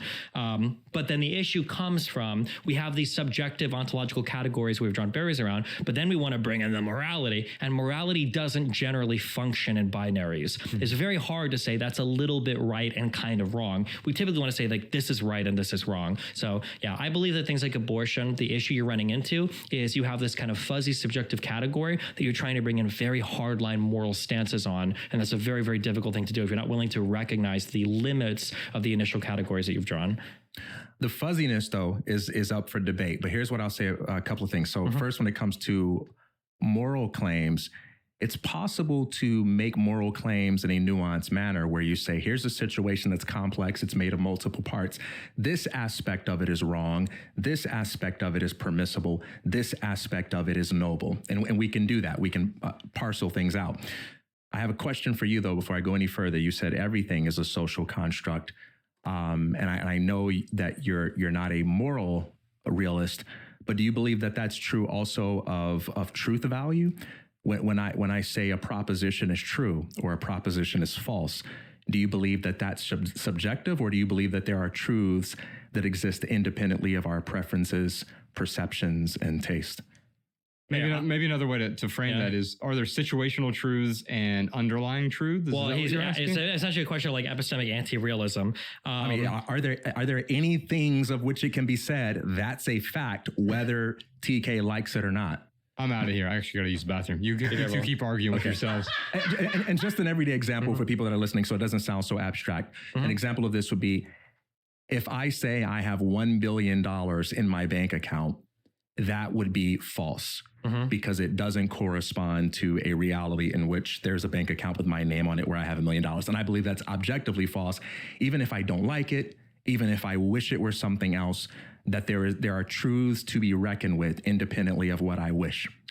Yeah. So you are a good example of this would be like there are three like properly basic truths I think that people refer to. You've got like the law of identity, things that are. You've got the law of, I think, non-contradiction, which is a thing can't have two conflicting properties at once. A thing cannot, or a thing can't be two different things at once. So a thing cannot be and not be at the same time and in the same sense. Yeah. And then the law of the excluded middle, which I think is a thing can't have contradictory either properties. A or not A.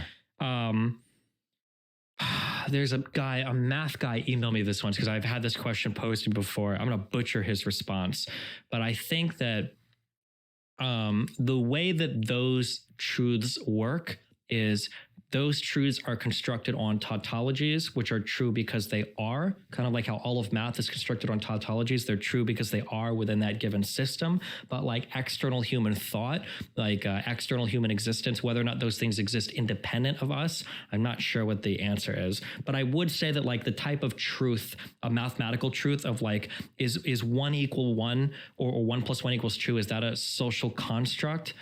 Probably in a like, I think logic with a capital L functions a little bit differently than like, is a chair a distinct thing from a wall, I would say. Yeah.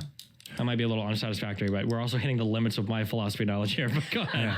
Sorry, yeah. So when we deal with mathematical truths or mathematical claims, we're dealing with formal systems of logic. Yeah. And we know what it's like to step outside of those formal systems and reason about them. we can make claims about formal systems without participating in the formal system or presupposing the truth of it. When it comes can you though?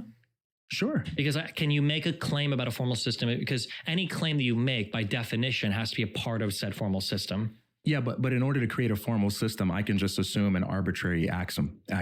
You can, but once you've assumed that axiom, this is what I mean when I say math is built on tautologies. Yeah. Once you've assumed the axiom, everything is built off of that. Right. Right. But what I'm saying is I can step outside of that formal system and I can make judgments about it without presupposing the axioms of my system. That's what I'm saying. Wouldn't you have to presuppose axiomatically everything like ZFC, like when we talk about like math or whatever, don't you have to presuppose things about axiomatic things about math in order to have statements about math? Like if somebody were to say like, I think 2 + 2 = 3, I would say, okay, well, you're clearly playing by different rules. So I'm going to disregard what you say because you're not playing by my system of logics. Wait, what are you asking me about that? I guess I'm probably not disagreeing. I'm just not understanding the verbiage. When you say that you can step outside of a system and make judgments about it without presupposing anything, what do you mean by that? Meaning that I can make up a game, a story, or a set of rules, and then I can, at a meta level, make claims about that game, that story, and that set of rules without participating in it. I leave for 2 minutes and you let them talk about meta ethics. It was so much fun. Let me come out of the go for it. Yeah. What I'm trying to get at is I get where you stand with moral claims, but one of the distinctions you made when we were arguing about moral values earlier is that we can know that chair over there exists independently of our personal preferences and tastes, okay? Because we can see it. Truth is not something that we can see, right? Truth is the attribute of a proposition that corresponds to reality. It's an abstract conceptual thing. So do you believe that truth exists independently of our ability to see it, or there's nothing that is objectively true? These hit above my pay grade. Is it possible that I can be wrong about something? So if someone says, if someone disagrees with your position on abortion, is it possible for them to be wrong? Is it possible for their position to be untrue? Or is it all reducible to just you don't agree with them? I've gotten so many good emails back and forth from usually it's from math majors that'll argue math realism or anti-realism or whatever. But the idea is like, is 1 + 1, is that like a feature of the universe? Like, does math exist independent of human thought? And I was like, well, if I have one banana and another banana, I put them together, I've created 2 bananas. And I've had really good arguments back and forth where one guy is saying that like a phrase uttered sometimes by people that fight against philosophy science people is things like math and physics have an uncanny ability to line up with real life. So they must be real. It must be a part of the universe. And I had another guy, a PhD math guy, researcher, who emailed me and he's like, it's interesting that people say that. If you take 1, 1, 1, 1, and then you bring it together, like what have you made? And, you know, I would say, oh, well, obviously 4. And I was like, that's not always true. Some people might just call it, like, for instance, if we take like 4 piles of sand and we put them together, it's still just 1 pile of sand. We've taken for it, right? Sure. And when he had a lot of examples like that, and he's like, we don't realize how much kind of intuition loading we do or pumping for a lot of these examples where we give us like, oh, well, obviously this is the case. And it's like, well, 2 can come together and sometimes you can get 3 from that in the case of like 2 parents coming together making a child. So well, all I'm trying to do, this sounds very dodgy. Yeah, as you're asking like, does truth exist fundamentally or whatever? I get really careful with that because every single time I go like, you know what? Actually, yeah, I think that a priori we are granted with the ability to understand certain truths of the universe. I get like 4 philosophers like, oh what about this, and I'm like, fuck me, I guess I'm an idiot. Never mind.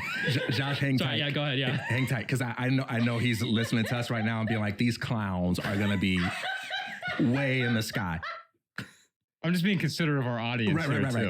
I think that's my main job. Sure.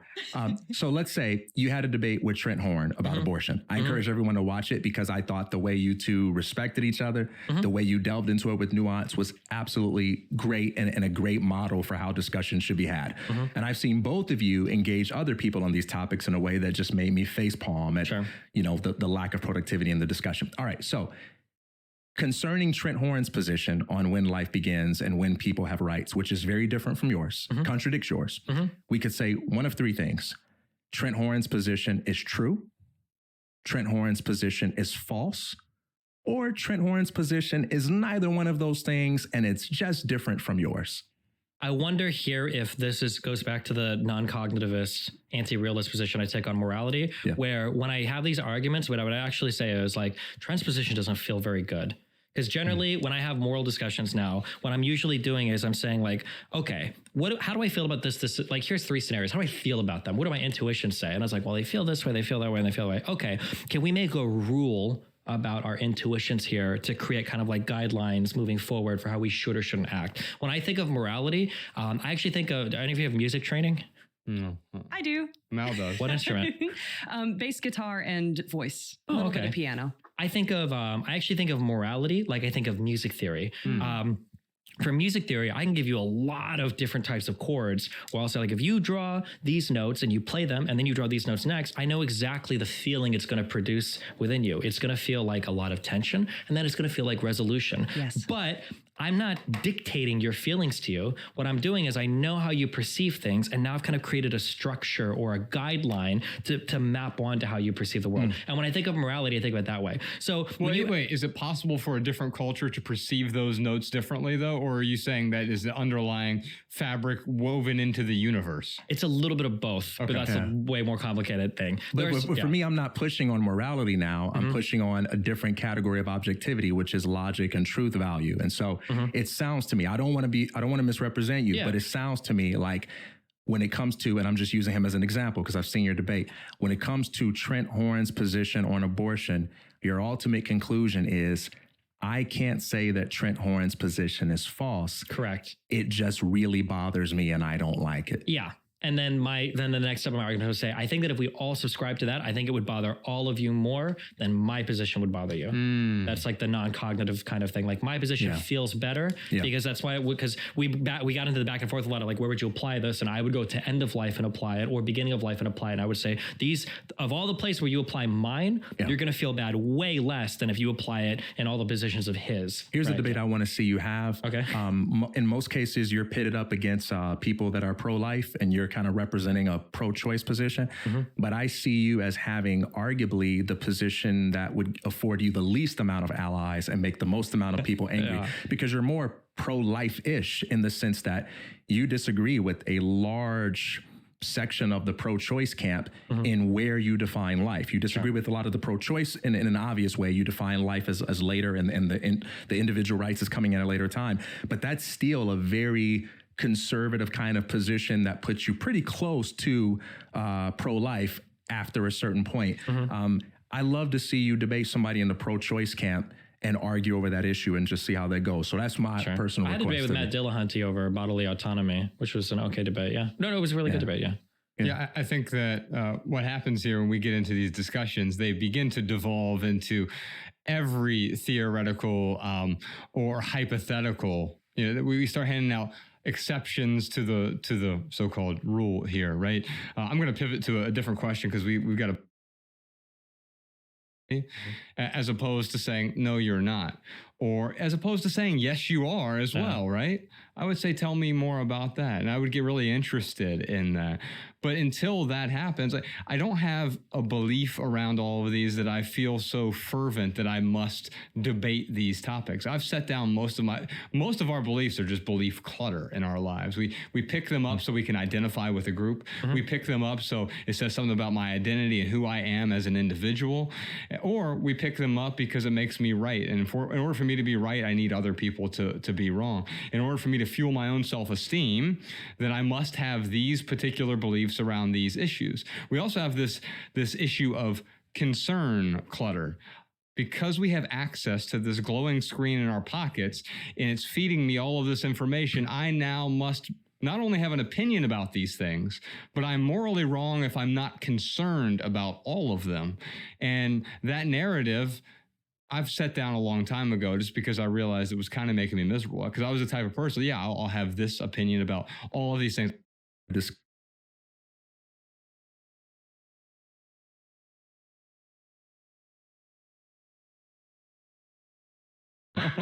Explain that one for me. But avoids legislation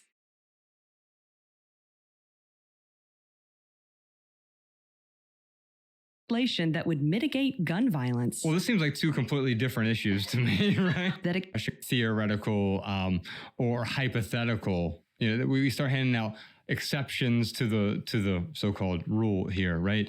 I'm going to pivot to a different question because we've got a bunch more here. We'll have to just go have coffee sometime.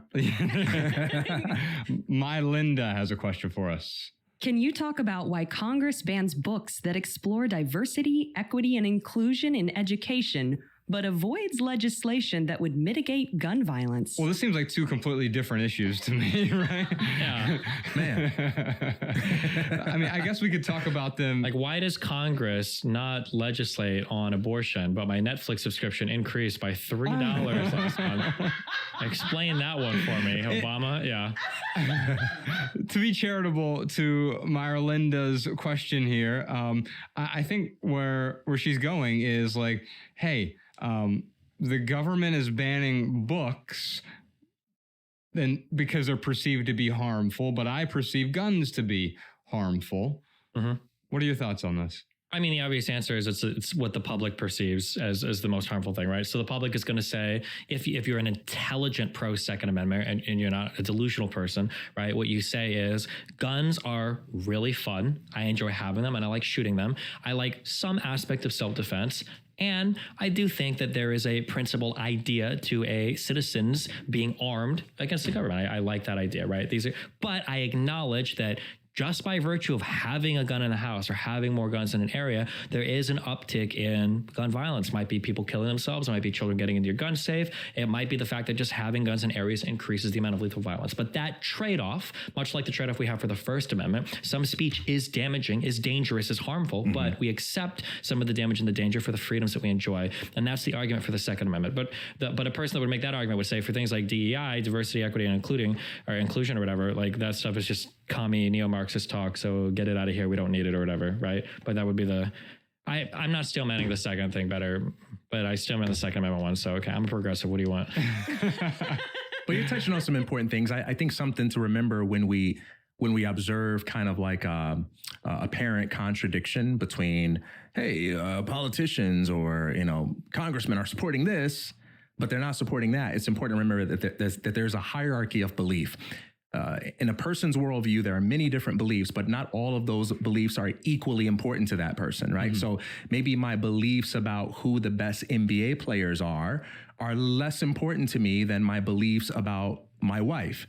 But if we're just having a conversation, a casual conversation, I'm not going to make a whole bunch of nuanced distinctions to tell you which beliefs are the greatest priority to me. I can argue passionately about things, but then if you really push me, I might say, yeah, to be honest, that issue bores me. We were talking about that, during one of our breaks, where it's like, there are certain issues that we'd argue about passionately, but we don't really care emotionally about them. So just because you have a belief doesn't mean it's high up on the rank. Mm-hmm. And with politicians, sometimes they are highly incentivized to take a strong stance on something for which there would be a great cost if they're kind of squishy about it. But then there may be other things that are really controversial, high social cost to pay if you take a hard stand on it. They personally don't really care. Their constituents aren't really pushing them hard. There isn't a lot of political consequence to be squishy on it. And so they may take a hard stance on one issue, but then another issue that would demand philosophical consistency, they're just kind of silent on it until a time comes where they've got to step up and do something about it. You actually see examples of this with laws and attitudes against marijuana, for instance. Lots of people thought the way many people think today a long time ago, but the incentives changed, and it was time for them to say, all right, I guess it's less costly for me to take a stance on this. Yeah, or they didn't have an opinion at all about it. They didn't care about marijuana, but they were required in order to be part of a group to have a particular belief around that. Mm-hmm. So maybe I've actually changed my mind here. Y'all have changed my mind around this. Maybe this is actually, it is not two different issues. We're talking First Amendment and Second Amendment. And what she's saying here is, hey, they were so concerned about banning books to restricting speech. Why don't we restrict guns as well, or vice versa? Also, to be clear, I don't think it was Congress. I thought it was like the state of Florida or Texas or something, wasn't it? Yeah, they banned it for like the public school. Or did they ban firms from hiring DEI officers or something? I thought it was something where I don't think it was all of Congress though, but yeah. But yeah, what you said, people only have so much psychological bandwidth for certain issues. We can't talk about every single issue at every single point in time. That's right. So yeah, it just depends on what's capturing the public's imagination, which unfortunately for the Republican Party right now for the past 2 years has been trans people. So yeah. Yeah, I mean, and there's this preoccupation, and it would seem like this is one of the greatest issues of our time. I know several trans people. It's not really an issue for me. Like I don't see, and you brought up a point earlier. Well, yeah, but do you have any kids? Yeah. And I could see where it would become an issue then. I could also see where it'd become an issue if you are a woman in professional sports and you're now competing against biological men who have transitioned into becoming women. But speaking of, I know you said we can't talk about every issue, but we're going to try today. We got a few minutes left here. Let's get to Susan's question. Can you please talk about Big Pharma? Why is medicine so outrageously expensive? Do you have a nuanced view of Big Pharma, or is it just all good? Everybody that uses big anything. That's my first one. Big Pharma. Apparently for you, it's big water. Big water. Big government. Big. Any of the big words always trigger me. There's always some dumb shit about to be said. I don't have a good answer for that. We invest a lot in medicine. We do a lot of research here. We develop a lot of like cutting edge drugs. Why is it so expensive? I mean, I need to do more research on that. I'll probably do it this next political season. I hear a lot of answers given, but it's always hard to measure the magnitude. Like some people say insurance companies, and it's like, are they really the big drivers of all the costs? Some people say hospitals charge too much, administrative fees. And it's like, our hospital staff do get paid a lot of money in the United States. That is true. But is that really what's driving it? Other people, conservatives especially, will say because companies can't compete across state lines. And it's like, is that really the big driver? Other people will say inflationary costs because of like Medicare. And I'm just giving a whole bunch of things. I don't know what the actual answer is. I have no idea. And it's possible that those are all, I mean, it sounds like those are probably all contributing factors. Yeah, but depending on your political affiliation, you're going to pick the one thing that triggers you the most, and you're going to say that that's like 95% of... That is so unfortunate, man. That is so unfortunate how political tribalism just makes us stupid, right? We can't acknowledge things that it is not a part of our party or group's MO to acknowledge. And that's totally killing nuance.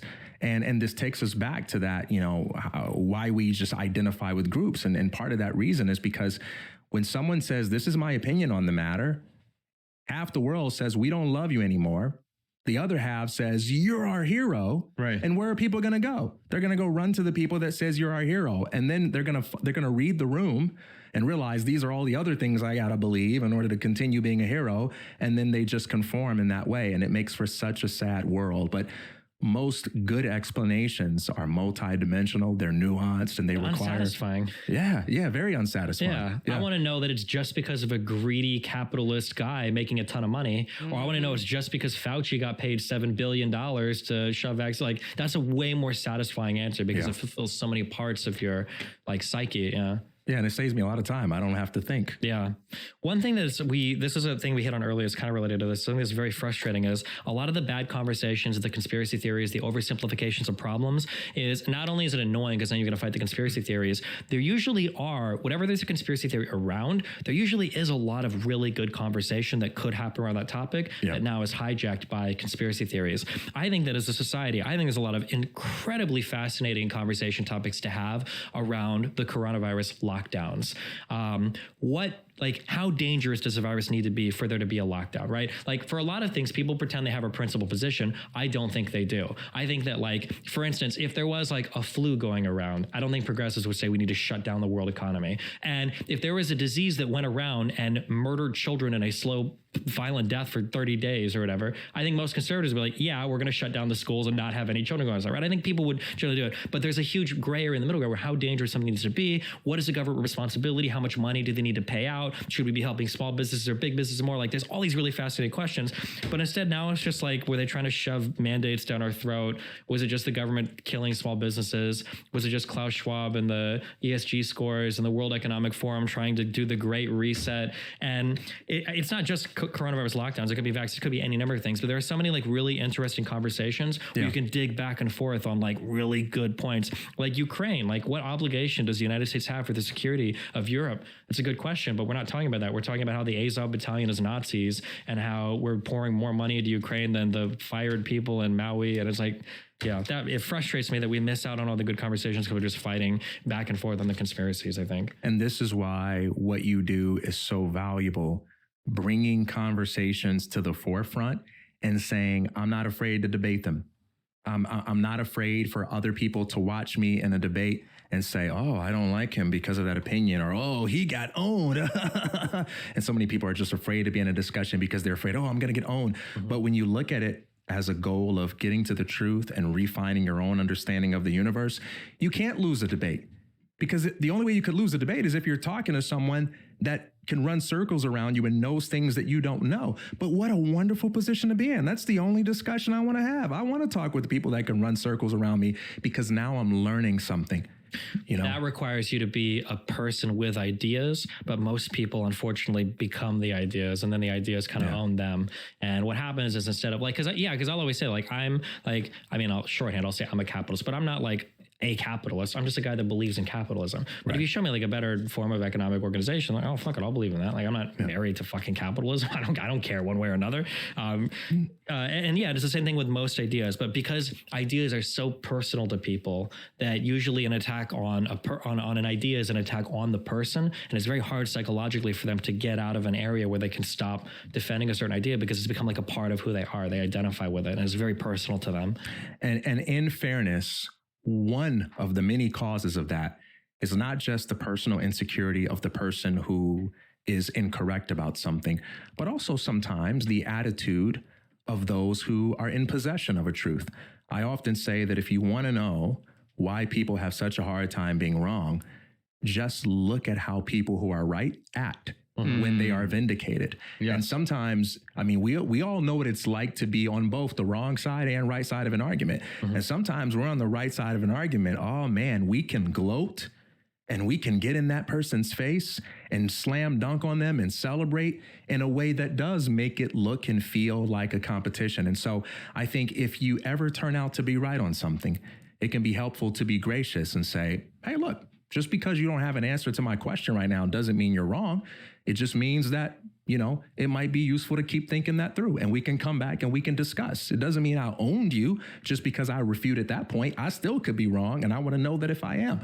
But either way, it's not a win or loss, I call this, it's harder to do this publicly because oftentimes it is like warring factions, and you kind of have to force the concessions because it's important for the audience.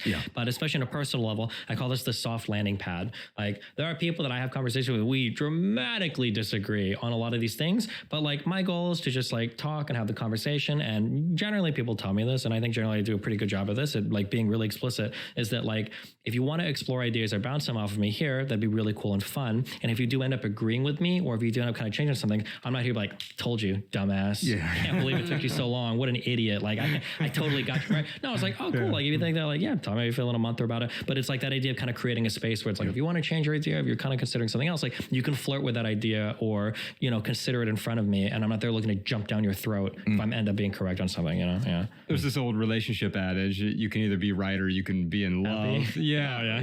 So like that happens often. Like, I'm going to be so right in my marriage, it's going to ruin the marriage because of my self-righteousness. Although I will say TK is one of those principled people I think you were talking about earlier, where I think he would probably stand by the principle, if that same anti-lockdown principle, if there was an airborne Ebola virus. Although I think he'd still say locked in his house personally. I'm on personal voluntary lockdown all the time. But it seems to me that even in an extreme scenario like that, I don't know that your principles would change. I'm probably closer to what Destiny was talking about, where I'm like, it doesn't make sense to lock up for the flu, but if there is airborne Ebola, we probably need to stay indoors for a while.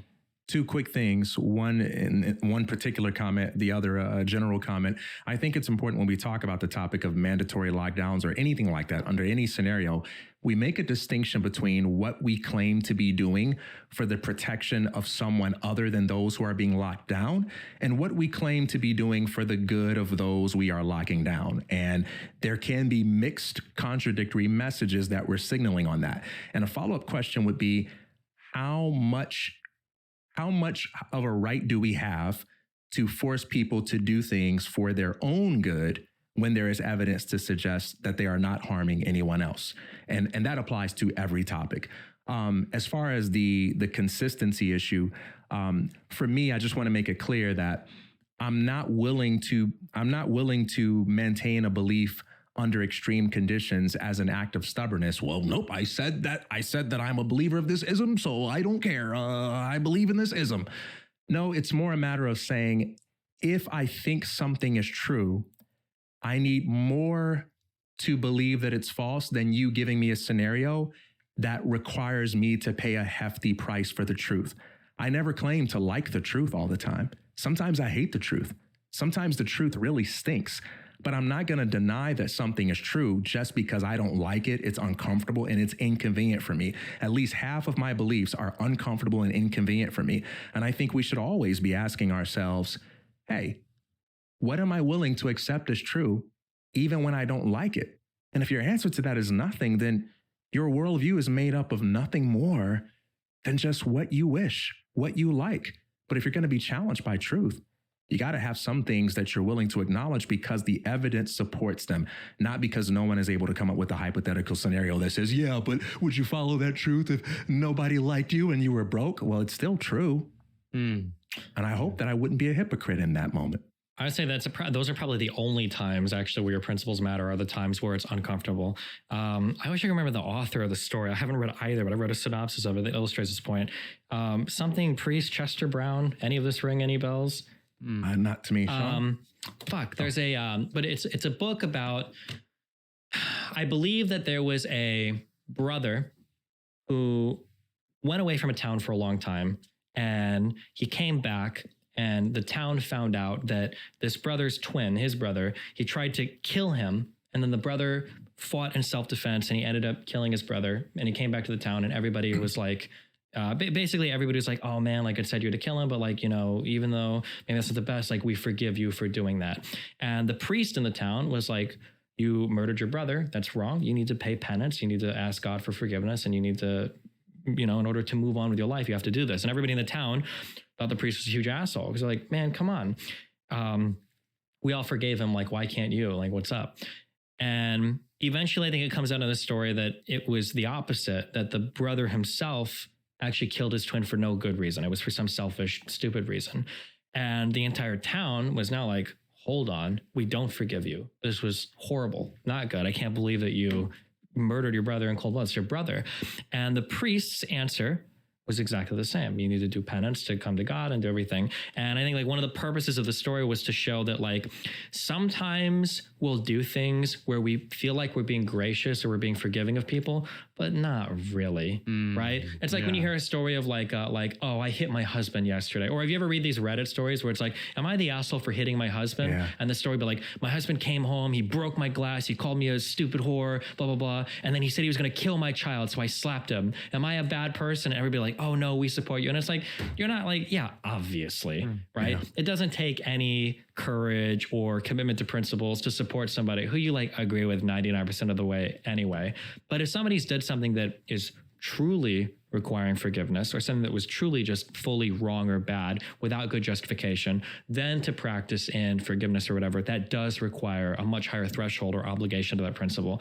And I think that's important to keep in mind sometimes, because sometimes we want to give ourselves a lot of credit for supporting people. It's like, oh no, I'm a good person. Like I forgave this guy, and I did this, or like, I think this person's okay. But usually it's because those people are like, you either have justified their action or they align with you 99% of the way anyway, you know? Yeah. You see examples of this in political tribalism. It's one of the sad things, but it also gives me hope. And that is, in my efforts to get people to be skeptical, not just of one group or one person, but to be skeptical of everyone, including politicians, I comfort myself with the thought that everyone, at least at some point in their lifetime, will belong to me, because they will have a politician that they hate. And then they will hear everything I say about not giving free trust to someone who hasn't earned it. It's just so difficult to be skeptical when it's your guy up there.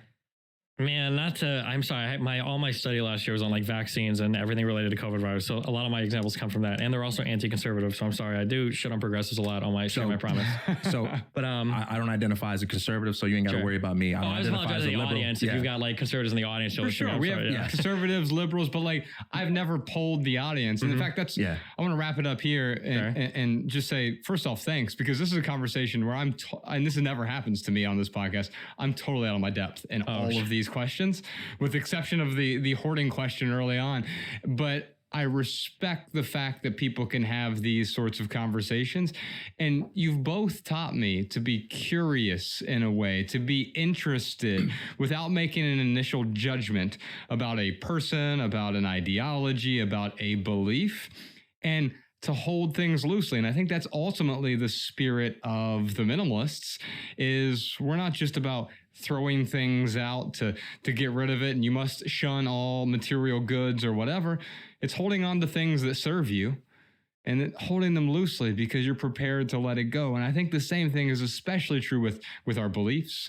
I think it's true with any ideology that we pick up. It's true of any tribe or community we're a part of. I'll be a part of that, but if it ceases to serve me or if it harms me, then I'm willing to let it go.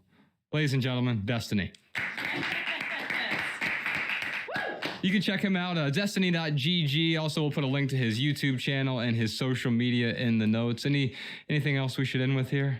Thanks a lot for the conversation. It's been fun chatting with you guys. I really appreciate it, man. Yeah. It's I knew we'd have some solid back and forth and some solid disagreements here without any anger, without any vitriol, because I knew you were both capable of doing that. And it was nice to be a fly on the wall here. Yes. Yeah. Much respect to you for coming in and just being such a good sport with talking about these issues and so on. And for anybody that watched this conversation and felt tense, that's a healthy tension because we all had a good time up here. There are no hard feelings at all. This is what we enjoy, trying to refine our understanding of the world. And we'll have to do a round 2 next time you're in town because we have about a dozen questions we didn't get to. We'll get to those next time. That is our maximal episode for today. On behalf of Ryan Nicodemus, TK Coleman, Malabama, Professor Sean, Danny Unknown, post-production Peter, and the rest of our team, I'm Joshua Fields Milburn. If you leave here today with just one message, let it be this: love people and use things, because the opposite never works. Thanks for listening, y'all. We'll see you next time. Much love, everyone. Thanks for having me. Every little thing you think that you need, every little thing you think that you need, every little thing that's just feeding your greed. Oh, I bet that you'll be fine.